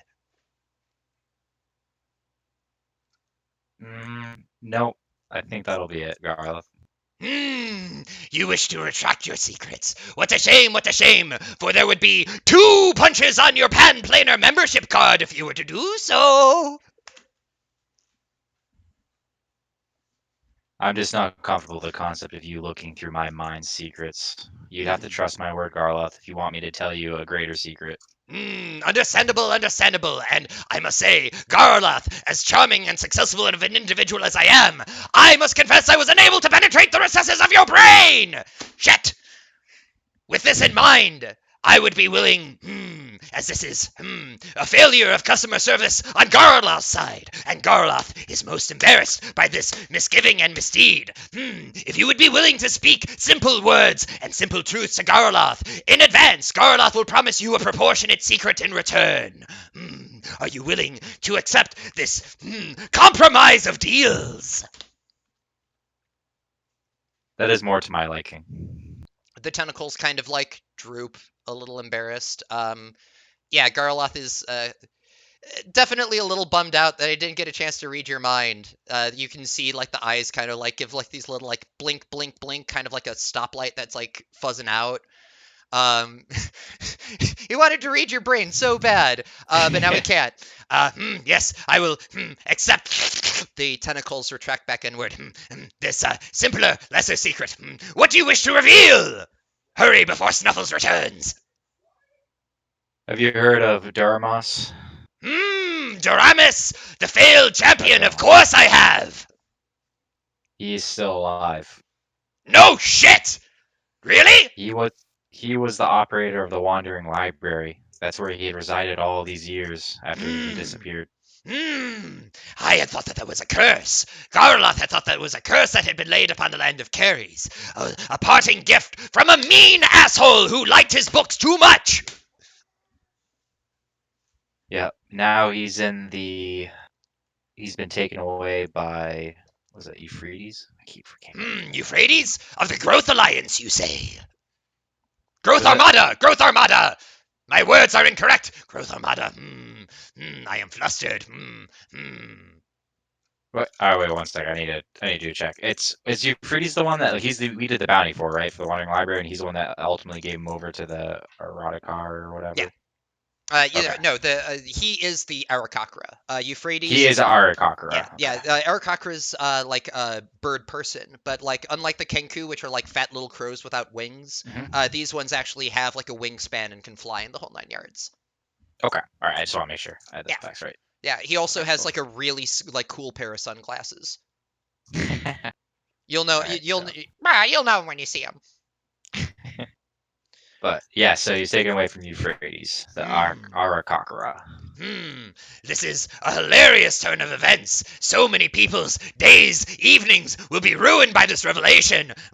However, for me to tell you whose days will be ruined by this, that would be an exchange. An exchange. And you have provided me an interesting tidbit here, Altris. So tell me, what is it that you would like to know in return? And he said he's a what's the name of the creature that he is? And they've lived like forever. They're like one of the oldest races. He is an aboleth. And indeed, aboleths have been around, based on your knowledge of history, as beings. They're about as old as you get.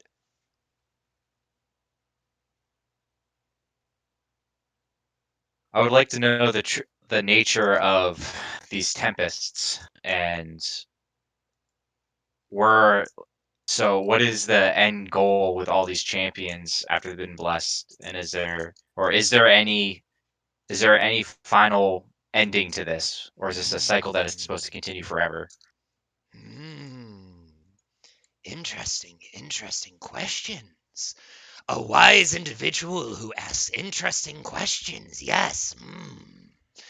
The nature of the tempest is challenging for me to say as an ancient being, for I was here for the first tempest, yes, and this is a cycle, yes, that has continued for a long time, a very long time, an unending time. Sure as the seasons pass in the other parts of the world, the tempest begins, the elementals begin their assault, a champion is raised, the god is defended, and the city is laid waste. But in the ashes, a new city is built, yes, and new beings come forward, and a cycle begins anew. So to the nature of this cycle, Garloth can do little but speculate. For Garloth is not a god. Garloth is simply old, and the motives of these beings are obscure to me. But the nature of the champions, yes, Garloth has served many champions over the years, yes. I will tell you two secrets. I will tell you the first secret.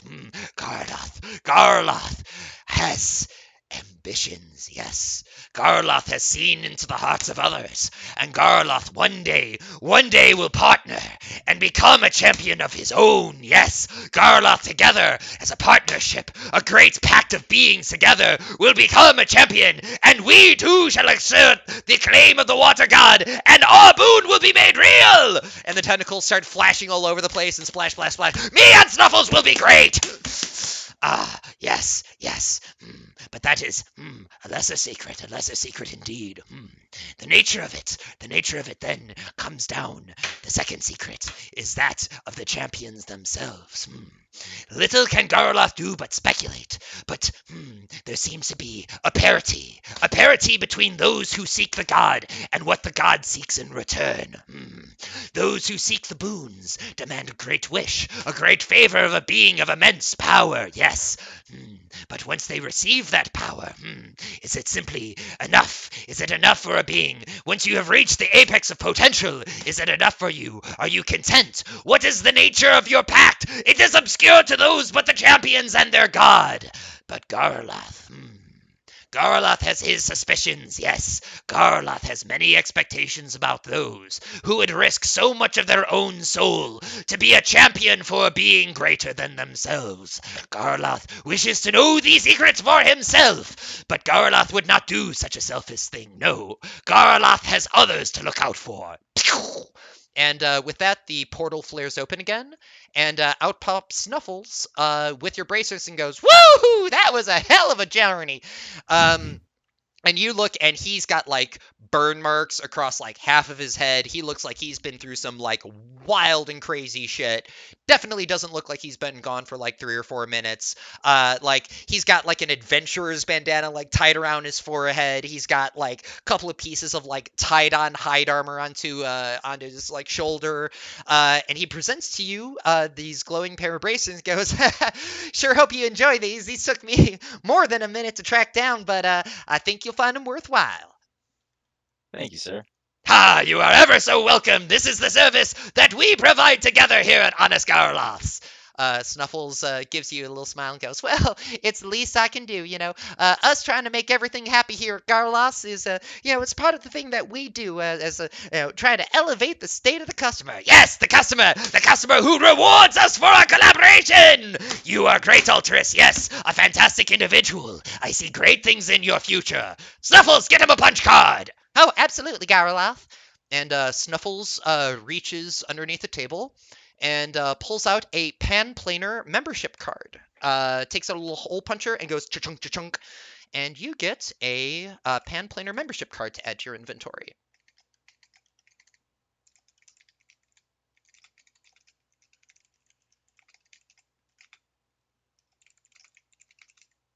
Hmm.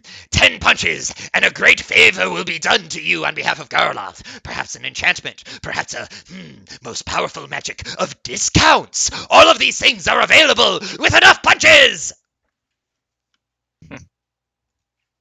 So tell me, Altris, were you satisfied? Is there anything else that we at Honest Garloth can do for you on this most blessed of afternoons?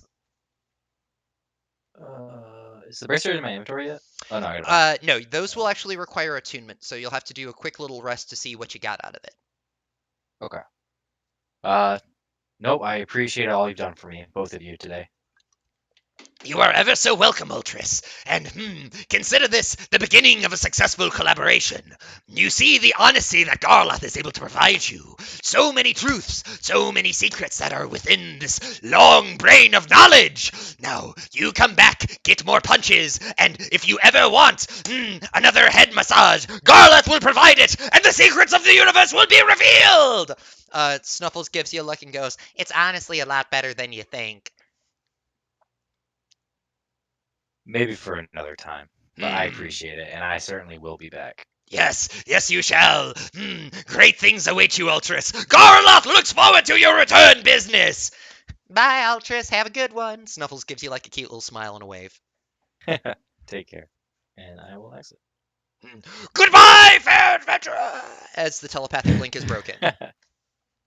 Okay, so I have to add this punch card to my inventory, right? Yes, add the What's it punch called? card, and then What's it called? Portal Planer. yes, that should be a Panplaner membership card with 2 punches on it, because you got 2 enchantments on that. And make sure you take the 300G out of your Yeah. inventory. And then next time you get a short rest, you can go ahead and add Osmium Bracers, and the enchantments will reveal themselves upon your next rest. And OSMIUM. Yes. What's the weight on those? 4 pounds. Okay. And the card? The card, like 0.1. It's a little paper membership card. It's got a design of it with 3 eyes, like almost like a stoplight, like 1, 2, 3 on top of each other, and underneath it just says honest. All right. Cool. There's that. Now let me look at the map real quick again. Let's see what else. Oh, I gotta take 300 gold.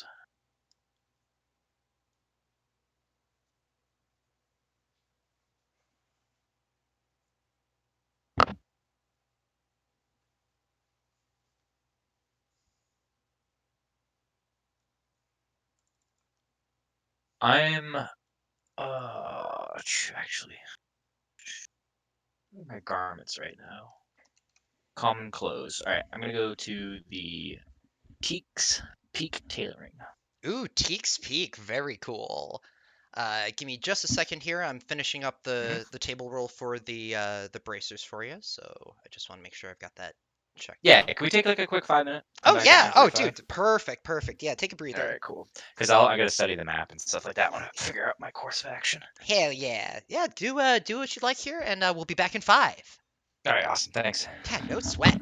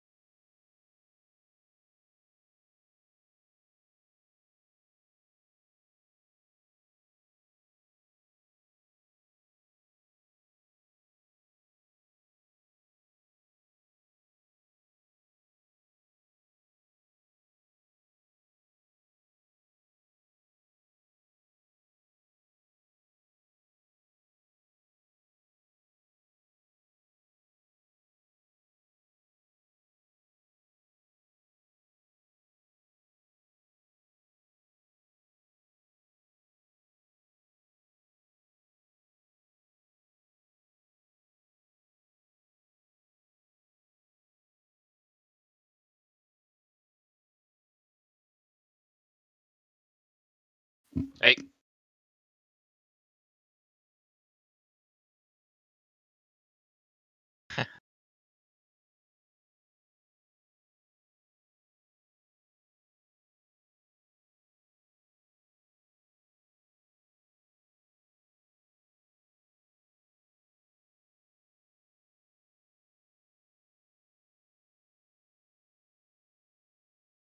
Reoriented.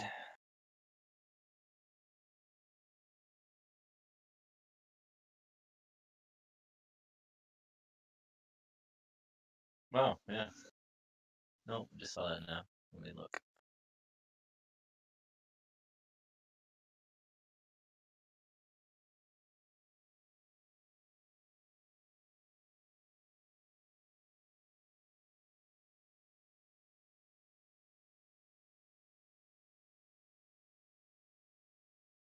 It's awesome. Okay.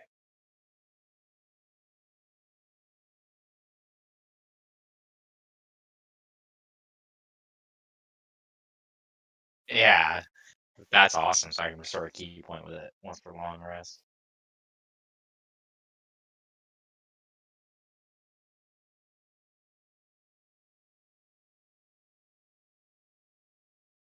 Oh, really? Okay.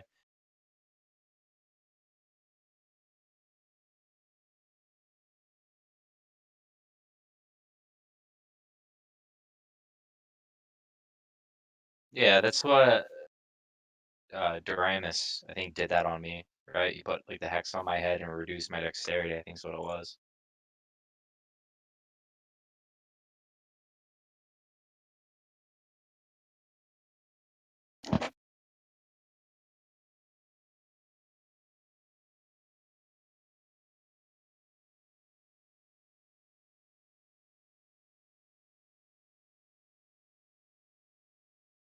Okay, so yeah, so the next place is going to be Teak Speak.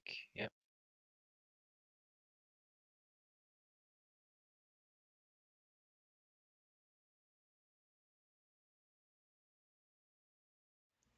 Is that the right button to press? Is that the right button? Yes, indeed it is. All right. So, Teek's Peak, as you come around to this building, just literally a few feet south of Garloth's, you see a number of really like beautifully tailored outfits standing outside of a building with this sort of like clean, like green and white pattern on the awning above it.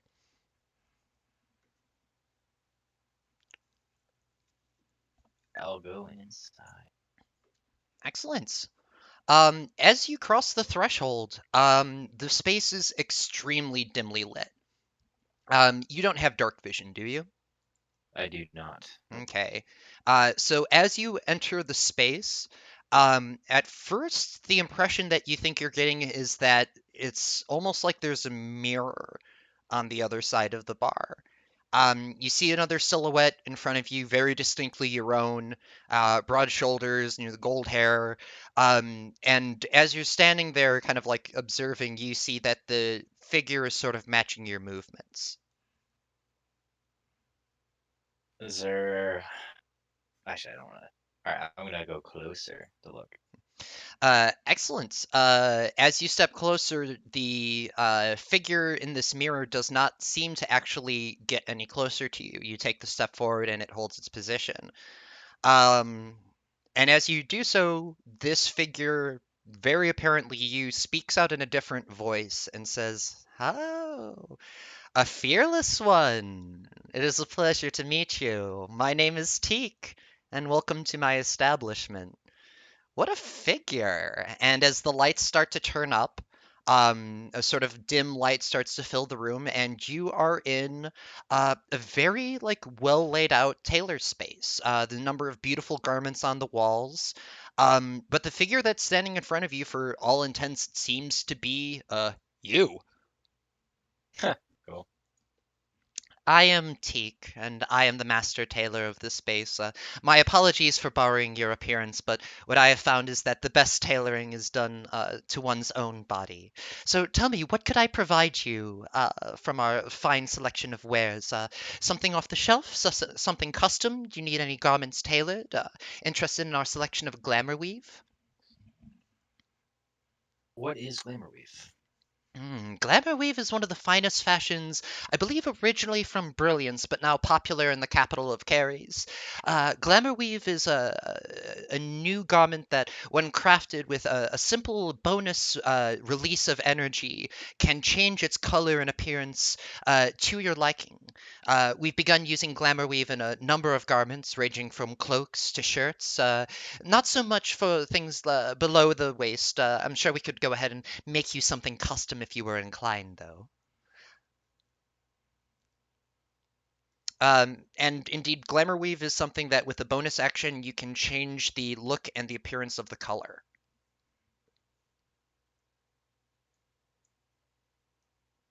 Um, how much does a glamour weave cost? Hmm. If you are interested in going with something simple like a Glamour Weave cloak or a shirt would be 40 gold, a cloak would be 50. If you want something custom, well, you just simply have to tell me what it was you were interested in. I'm certain we could come to a suitable arrangement for you. I would like a cloak made of that glamour weave that could cover my entire body if I needed to do so. Something I could drape Hmm. around myself to maybe blend into the environment in a situation. Indeed. I'm not certain it'll be able to give you camouflage in all situations. It's more of a fashion statement than it is a bold tool for adventuring. But in the right situation, I'm confident that this would be quite nice for you. Here, please give me just a moment, if you would. And as the figure takes a couple of long strides, kind of getting a feel for how you might walk, you can see that it's kind of like tentative steps. It's almost like you make me an insight check real quick.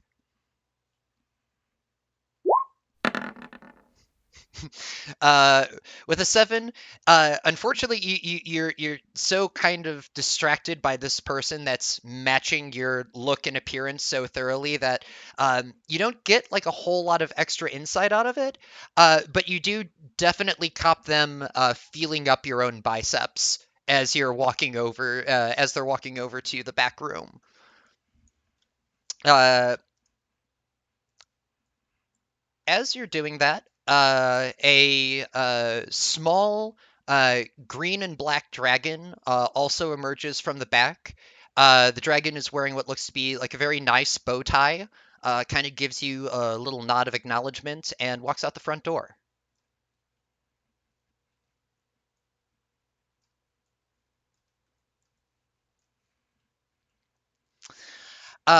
T comes back around, and in their arms they are carrying this beautifully inlaid, sort of like shimmering pattern of fabric.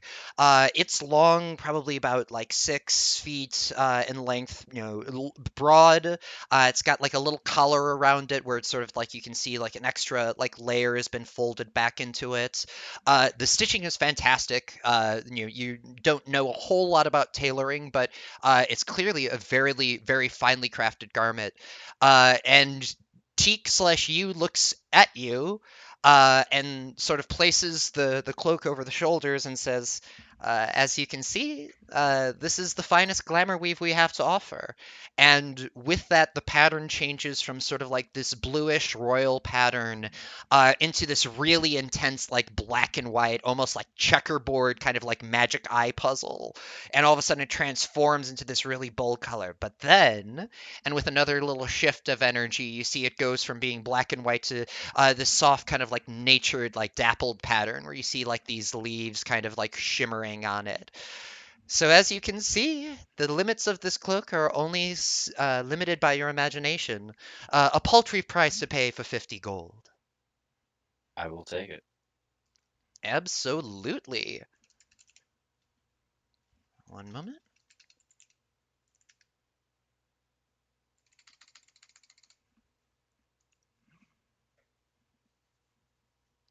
And as you do so,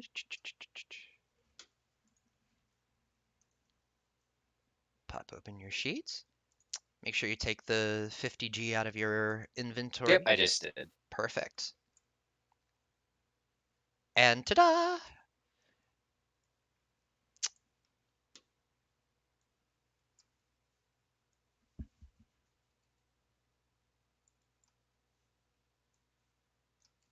There you go. Clothing imbued with harmless illusory magic. When wearing the common version of these clothes, you can use a bonus action to create a moving illusory pattern within the cloak. So you can make it look or say or do anything. Think of it in terms of like stuff you can do, like the prestidigitation spell, where you can make it, you know, if you wanted it to say like a pattern with words, that would be cool. If you want to change the colors, you can go for it. Essentially, anything that your imagination can conjure. Plus, in its natural state, it's a really nice cut on you, like really kind of like drapes on the shoulders well, gives you like that like hell yeah out to the wilderness kind of vibe. Uh, looks spectacular on you and on you. And it can. So it says it can do like with a. I think it was a roll. It says a bonus That action was creating a moving illusory that pattern. yes, a moving illusory pattern. So if you wanted it to Yeah, like shift or change, there's an uncommon version of that, but you'd have to head into like the city to be able to find something that gotcha, casually arcane. gotcha. All right, all right. Well, thank you. You're ever so welcome. And might I ask, do you plan to be staying long in the Northern Crossroads? At least for the next 2 days. Well, please, if you have the opportunity to come back, please do so. I would be very interested to use you as a model for some of my new garments I'd like to create for adventurers. If you have the time, I'd be certain that we could work out suitable arrangements for any further purchases you'd like to make here. Indeed, I will be back then. Fantastic. It was Altris, was it not? Yep. Pleasure to meet you. Altris, Teak. It was a pleasure. I look forward to seeing you again.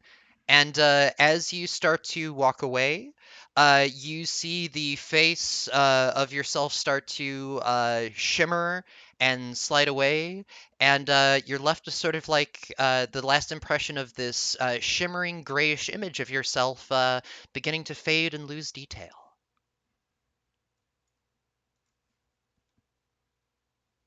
To go. I gotta. Hmm? Well, I'd also Are say that is based on the stuff that you've hit at this point, it's also probably getting a little bit towards oh evening. So if you'd like to go ahead and take like a long rest at some point along the way here, we can hop forward to tomorrow. yeah, And let's go that do way, if that. you want to like go visit the Rising Tide for like updates, you've got that as an option. Yeah, let's go ahead and do that because I probably got about like 30 minutes before I have to hit the hay because I gotta get up at 4:30 in the morning. Perf. Well, let's do that then. So using the power of compressed teleportation, time magic, and roll 20, wha-bam! Uh, you find yourself back at the Safe Passage Inn after a successful and harmonious evening's rest.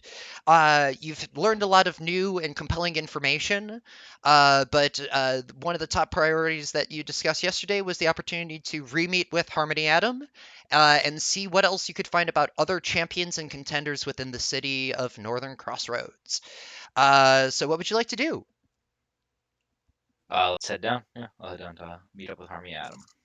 Oh, hell yes. I can teleport you directly there and save you the walk.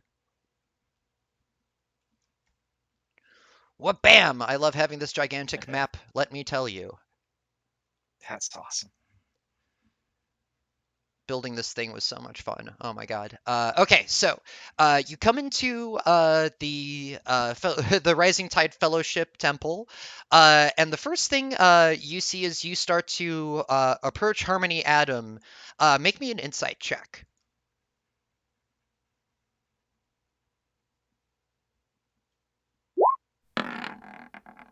18. There is absolutely a change in the physical demeanor of this Harmony Atom. He seems like whatever has happened in the last 24 hours, um, something's changed and there's information that he may have that has caused his body posture to be significantly more on alert. As you approach, makes a traditional gesture of greeting towards you, but you notice that his hands are staying much closer to his side rather than the warm reception that you got yesterday. Altris, thank you for coming. Would you please step into my office?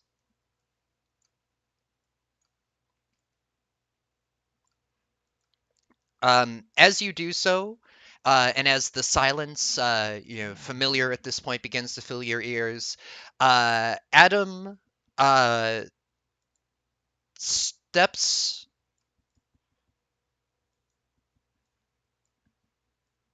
and begins casting an additional spell around the four corners of this pool. Now, we've been able to find the information you requested, Ultras, but there have been some complications. Sort of complications. What can you tell me about the nature of the adventurers you've been traveling with? Not a lot. We have a rogue who seems to belong to a band of um, essentially other rogues. We have a dwarf who Growth I Armada? know, yeah, Growth Armada. Yep, Hmm. the rogue belongs to the Growth Armada. The dwarf, I don't know who he belongs to, but he's a warrior. Hmm. Um, we have an interesting, the halfling, right? Interesting halfling who seems to be from somewhere else, but hasn't. It's a strange bunch. They have not really filled us in from where they're from. Hmm. Well, you may want to keep your guard firmly up for the foreseeable future, because our network has had a number of ripples pass through it.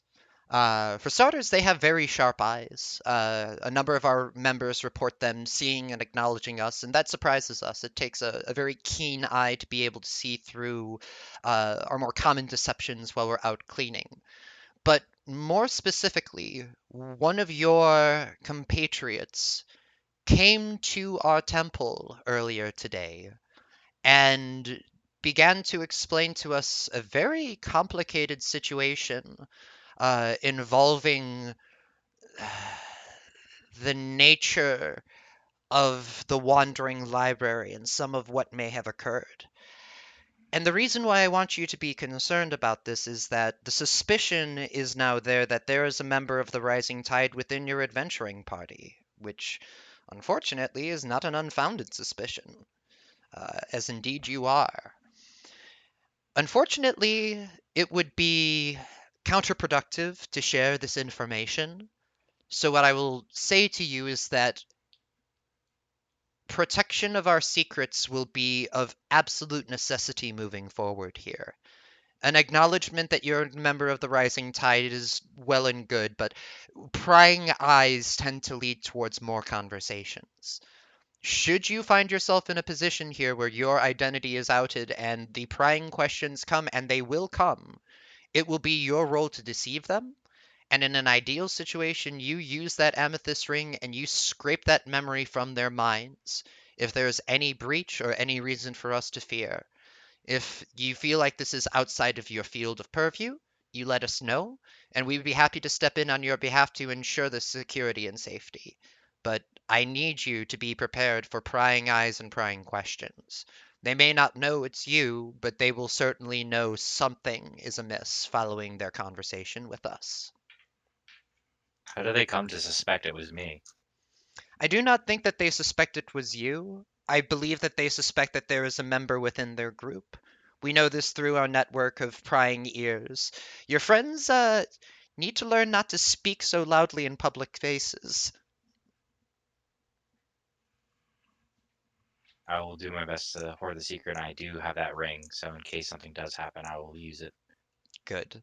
And again, you've proven yourself by being able to take down Doramus, but nonetheless, if your party is of equivalent power to you, you will need to keep your guard firmly upright for the near future.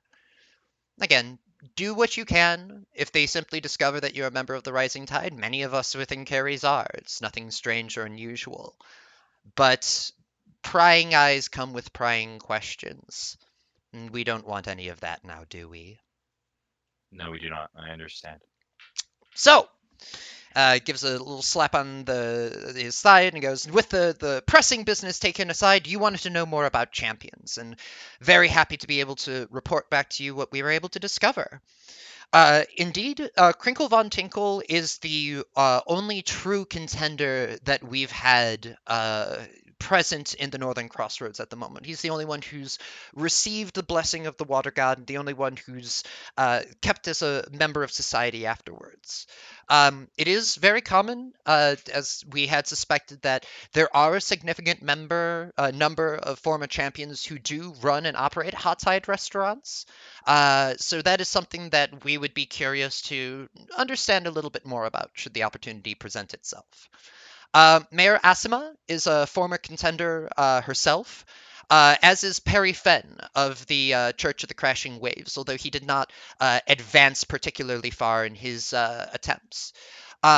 Beyond that, we have rumors in town that Honest Garloth has begun making the inroads to acquire the magic required to elevate himself. In addition, there's another traveler around town, an undead figure wearing yellow armor and a large broadsword. Seems that they've been making a number of inquiries about strange relics within Caries, and just based on the interactions that we've had, makes us think that this is a powerful individual. For what it's worth, there will be a number that come through the Northern Crossroads as sort of a starting point for people on their journey to the city. So keep your eyes open. And the last question I have for you would be, of your party, do you know if anyone has started seeing strange sights, spots behind their eyes, missing moments, sudden bursts of speed, anything that would imply a certain degree of atemporality?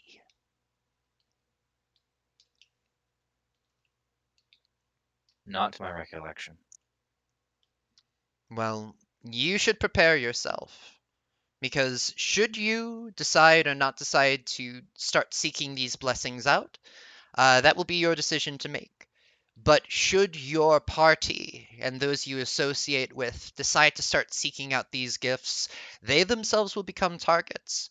And I want you to carefully consider the risk of such powerful entities keeping a close eye on your comings and goings.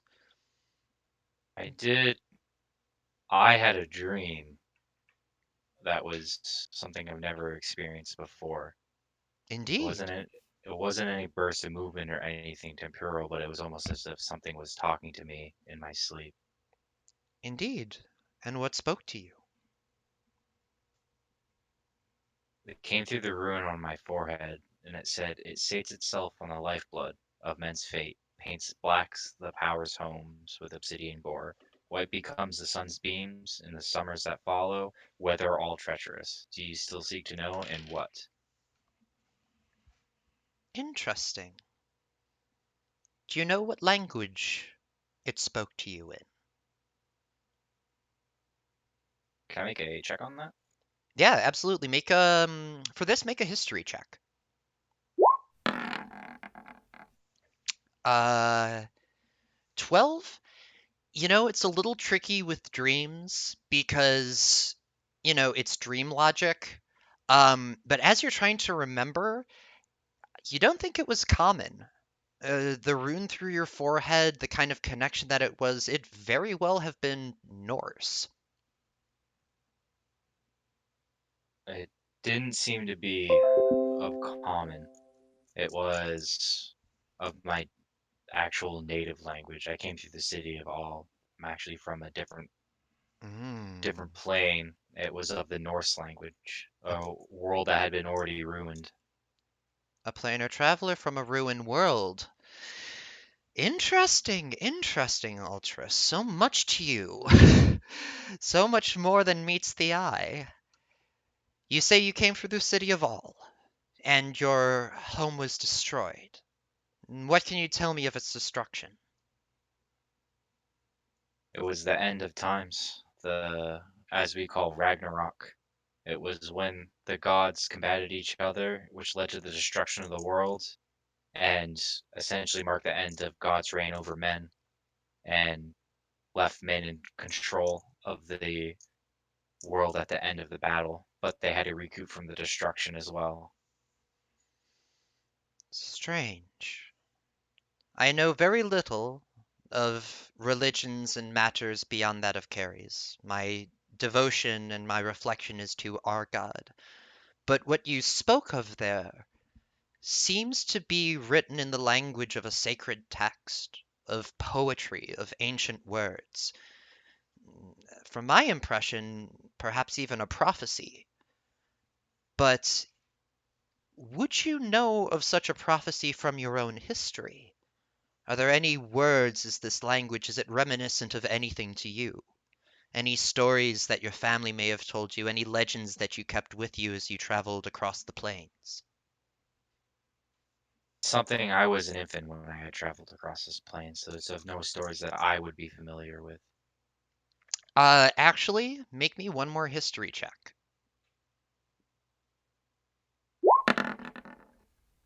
Because I know where it comes from, actually, like Mm-hmm. out of game. But Yeah. I was a child, like I have no clue why I came over to this world. So No, you know where, but you know where it comes from out of game. So yeah, with that, you also aware of the differences? yeah, I did see them, but I couldn't connect them into this universe with them. Mm, Like, because obviously it's the sky turns black, not white, and it's not obsidian core, it's red core. It's all like mm. so. Well, indeed, with that, the history starts to click in your mind as you realize that even though you were only a child when you left, the sense of legend and lore is still being preserved within you as one of the last keepers of your history to leave your plane. And so, as this beginning of the story of Ragnarok begins to tie itself in, it's the differences that step out to your mind. The notion of the story being right, but the details being wrong. That it's this beginning of the tale of end times, but it's not like you remember it. The sky's the wrong color, the rays are the wrong color, and that fills you with a great sense of unease. So I, everything's wrong in the poem, isn't to what it's supposed to be. hmm, then I believe that you should spend more time with your dreams. People in Keres are able to find communion with the sound of a thousand crashing waves in a number of ways. We find through the line between life and death. The crashing waves find it through the actions of wind and air. Uh, the Coven of the Coast find it through the presence of the water, the earth, and the natural forces. We all carry and interpret these signs differently. But for you to receive this sign in a manner for you to understand and to evoke this history from your own past. And I could not tell you what this means, but I can tell you that you must keep your eye close, because these changes do not portend gracious things. Also, how does one begin the journey to become a contender? Hmm. For that, you must go ahead and find a source of great magic within yourself. You will have to reach out. Most find it within communion with the sound of a thousand crashing waves. They reach out, they act, they find their devotion, and in their actions, they earn the favor of the god. They earn the attention, the awareness, and in turn, they are granted the initial powers that they would need to be able to bend time to their will. But with that comes great risk and great challenge, because as you are manifesting these abilities, you yourself are at risk. Others who can freeze time can bring you into their realms, and you will be forced to defend yourself with powers you barely understand. So when you take this journey, take it carefully. There are the raw things you need in this world to rewrite the timeline to your will in Keres. It is only a question of if you can survive the journey to make it there. Thank you. It is the least I can do. And in turn, and you see Harmony Adam undo the bandanas around his head, and just left, the mask still smiling, but pale, shaved skin, and two empty, healed sockets where eyes should be. We'll be watching to make sure you perform. Take care of yourself. And Adam gestures for you to leave.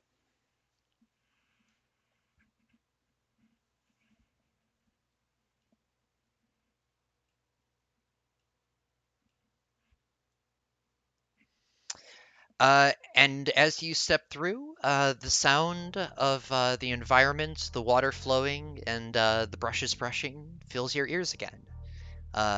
Though perhaps a little bit less amicably than your last encounter with the tide. Right. I will get the hell out of there. Excellent. And you do. All right. So I know you're saying you had about like 10 left. So is there anything that you wanted to do with the remainder of this here day? Is there a place to buy pets? Place to buy pets. Give me an investigation check.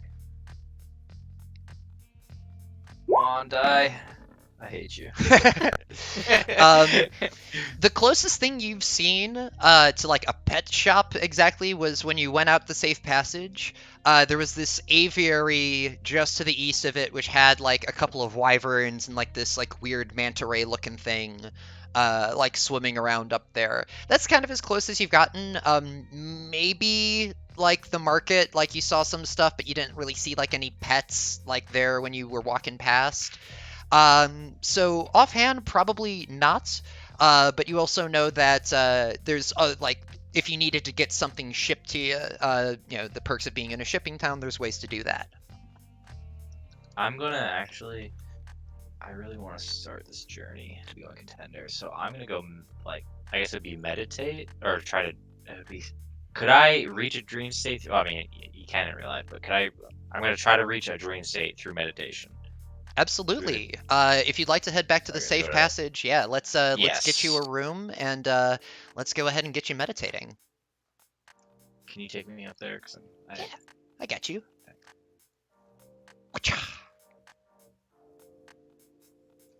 Bam.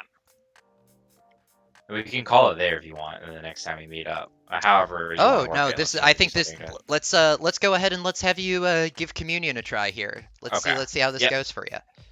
All right. So as you come into your room at the safe passage, not too shabby, modestly furnished space. It's very clean. Um, and in fact, on your way in to the safe passage, I should also mention this. Uh, Based on the amount that you've been interacting with the rising tide, upon your return to the safe passage, you notice at least three Rising Tide individuals on their hands and knees, cleaning, scrubbing. One of them's working on like a particularly like tricky spot on the wood. One of them's like carrying fresh linens around. And you see a number of these, Rising Tide followers going about and performing these cleaning duties with diligence and humility.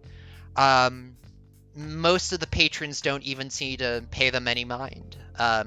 If you make eye contact with any of them, they give you like a little bow of the head.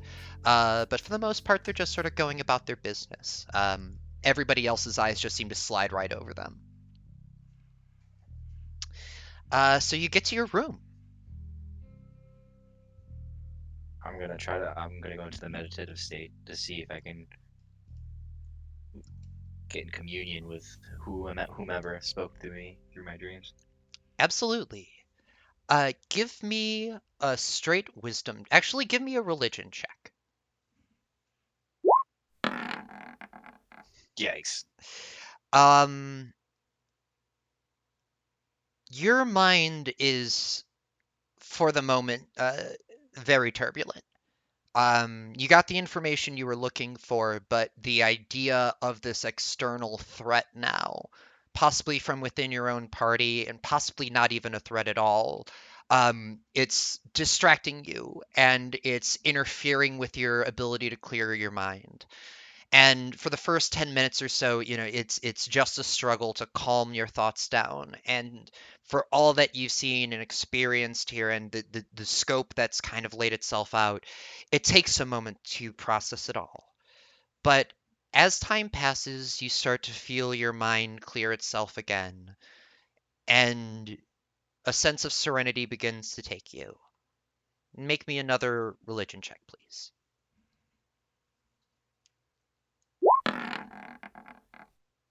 Getting a little better. Um, you start doing breathing exercises, the same sort that you're used to for channeling your key energy. And you feel the blood flowing within your body. You feel the air entering your lungs. You feel the pulse of your heart, and you start to build that sense of physical awareness.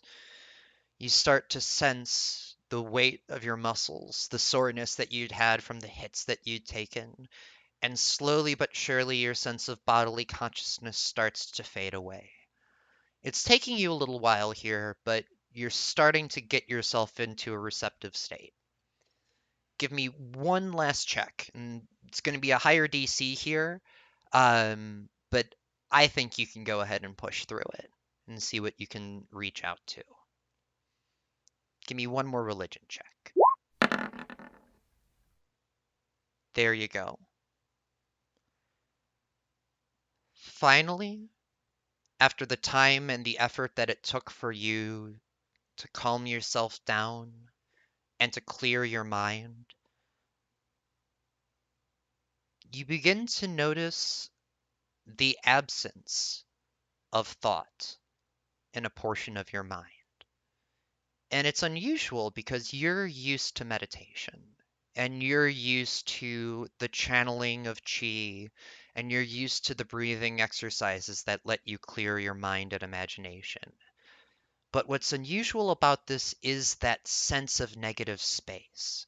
In the same way that your eyes almost slid over the water in the Rising Tide Temple, you feel this inability to occupy this space within your own mind.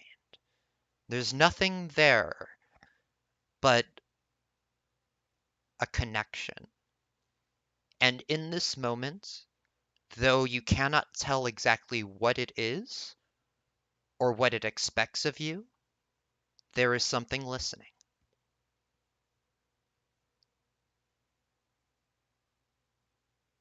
I will. I'll reach out to it. I'll ask what it is it wants of me and who it is.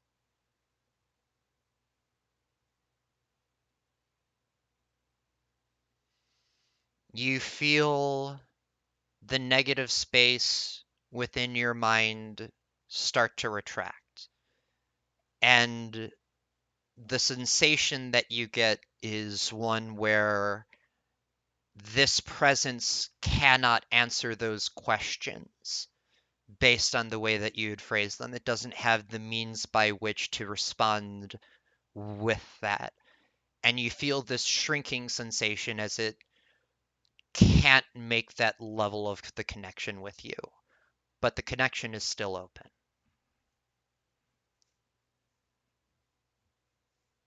Uh, can I? What must I do to become a contender? Can I become a contender? The negative space inside your mind begins to expand.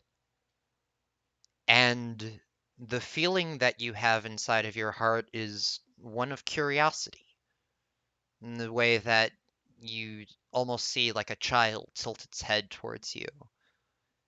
And the feeling in your heart is a question of why. Why do you desire this? I want to be able to obtain the power, or I want to be able to save the world in which I came from, to make it better for the people who are there rebuilding. The negative space inside your mind begins to expand even further. And now it's a little intimidating because you realize exactly how large this presence is. Um, you don't even need to make a religion check to know that this is a powerful divine force, but it's not overwhelming you. It's huge at this point, almost in your mind's eye. Like you could draw a line across and you could feel it filling that halfway point, but it still doesn't want to drown you or overwhelm you. And the curiosity that builds in your mind is that of what lengths you would be willing to go to make that a reality. How far you would be willing to go to put this on the line and the sacrifices that you would make to be able to provide a better life for those using yourself as the reagent. I'd sacrifice everything.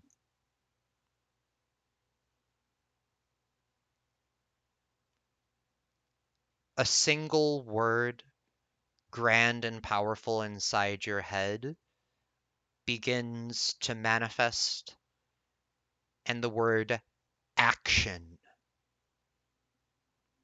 is clear. The presence fades, and the connection dissipates. But as you close your eyes in this meditative state, these little spots start to form themselves on the back of your eyes, almost like little fairy lights kind of sparking and bursting. The longer you look at them, the fainter they get until they're not there at all. But then you open your eyes, and for just a fleeting second, you see a burst of light. And that's where we're going to end today's session. All right, awesome. Cool, dude. Congratulations. You're the first person to actually make a communion with the sound of a thousand crashing waves. Hell yeah. Now I Couple gotta see what I gotta sacrifice before we can do it. It'll be interesting. Everybody's got their own take on what's necessary. Rising Tide's got to take, Crashing Waves got to take, Coven the Coast got to take. And I'll also say like the champion thing, like that's a pretty cool thing here too. Everybody's gonna have their own little intersections with that, but you've definitely done a lot of moving forward here. I apologize for how like lore heavy a lot of this was, but hope it was like a good balance of this stuff. It's awesome. It's just a lot to take in. Luckily, I've been writing a lot of it down. It's just, well, I like the lore heavy, but it's like reading a book. Like I gotta take, or it's like in college, I gotta take footnotes to like go back and review it. And Well, it's kind of hard sometimes because you're like on the spot and you're trying to like be fly with your answers, but I'm like, oh crap, I gotta go like check to see like this history check to figure out like what I mhm, should say. Because yeah. like the whole thing with like the getting the secrets from the guy, like that's the what's his name? The tentacle dude. Garalath! Yeah, Gargoyle. Yeah, so like with him, it's like that was his thing with like the champions is the fact that like it's almost like what does the god require of them to gain those powers type thing. At least that's what my take on it is. Hmm. So it's I got a lot of brainstorming to do to figure out like what I want to do, how to approach this, go from there, which is Yeah. awesome. And I'm kind of interested with the whole party thing. I want to see what happens about that because that's gonna be awesome. Oh I want yeah. to I want to race their goddamn minds. That's gonna be hilarious. Well, that's kind of the thing now too. So you've had like your one-on-one, and everybody else has been doing the same thing. It's been so funny for me because literally the closest we've gotten to any crossover at this point was like people being in like vaguely the same area a couple apart, like hours apart from each other. There's been like no crossover in anybody's backstory. So all of Oh this is out really? here. It's like what's the fucking cereal? It's like Captain Crunch, but like Oh everyone's yeah. been doing this. It's like, oops all berries. It's like oops all cannon. That's awesome. So like everybody's been like digging in stuff and like super funny too. Like some people literally just like went right in and like started spilling everything to the rising tide, and some Oh people have my like, I gosh. know, right? Yeah, it's come on. I Well, I guess know, that's it's so great. It's the yeah, that's the beauty of D&D though. This whole thing is people doing that. I was always very. That's why I didn't want to let that dude in my mind. I want to know Hmm. my secrets. Like I Yeah. could be meticulous and be because that's the whole thing about the rising tide, man. Is you're not supposed to let any of these secrets out. Oh yeah, So, that was well, a obviously I know that they don't know that. Like, right, but awesome, a totally awesome role to go ahead and get yourself out, to go ahead and throw the master of customer service off of his A game because he couldn't yeah. schloop your brain. He was genuinely a little embarrassed. I want you to know Garloth really wanted, on a personal level and a professional level, to know what you were thinking. Oh, I'm Yes, sure. Altris thinks that the Garloth is fantastic, a wonderful salesman, providing him a bright future ahead. Yes. Yeah, dude, you do a phenomenal job with the voices, dude. It's Oh, awesome. it's this is like the highlight of my week. I'm not even kidding. And thank you also for like being down to like explore this stuff. Like it's up to you here. Like you've got some secrets, you've got a couple of options here, some of the larger scale stuff of like what could be happening behind the scenes, building itself. I'm Yeah. super appreciative of how fucking good you are at this, dude. Yeah, that's I like stories, man. It's fun exploring it, but like I said, the whole thing about me is I know there's gonna be like twists here and there, and that's why I'm gonna be really really careful about them every fucking step. And I think the best part is the fact that I want to see some of this like party like intermingling where like people are not the people we think they are, or like people Hmm. start turning against each other. Like that shit is that's fun. To Yeah. me, that's fun. Oh yeah. Oh So yeah. Well, and think about it too. Y'all getting yourselves into cheese smuggling business. I mean, surely that's a wonderful operation where no sorts of like internal duress could go ahead and form yeah, whatsoever. Yeah, that's gonna go great. Total group cohesion. yeah. And then luckily I got like I said I worked with Steve or I hopefully got Steve Hmm. out of his slouch. So and he gave us the hint with the whole thing.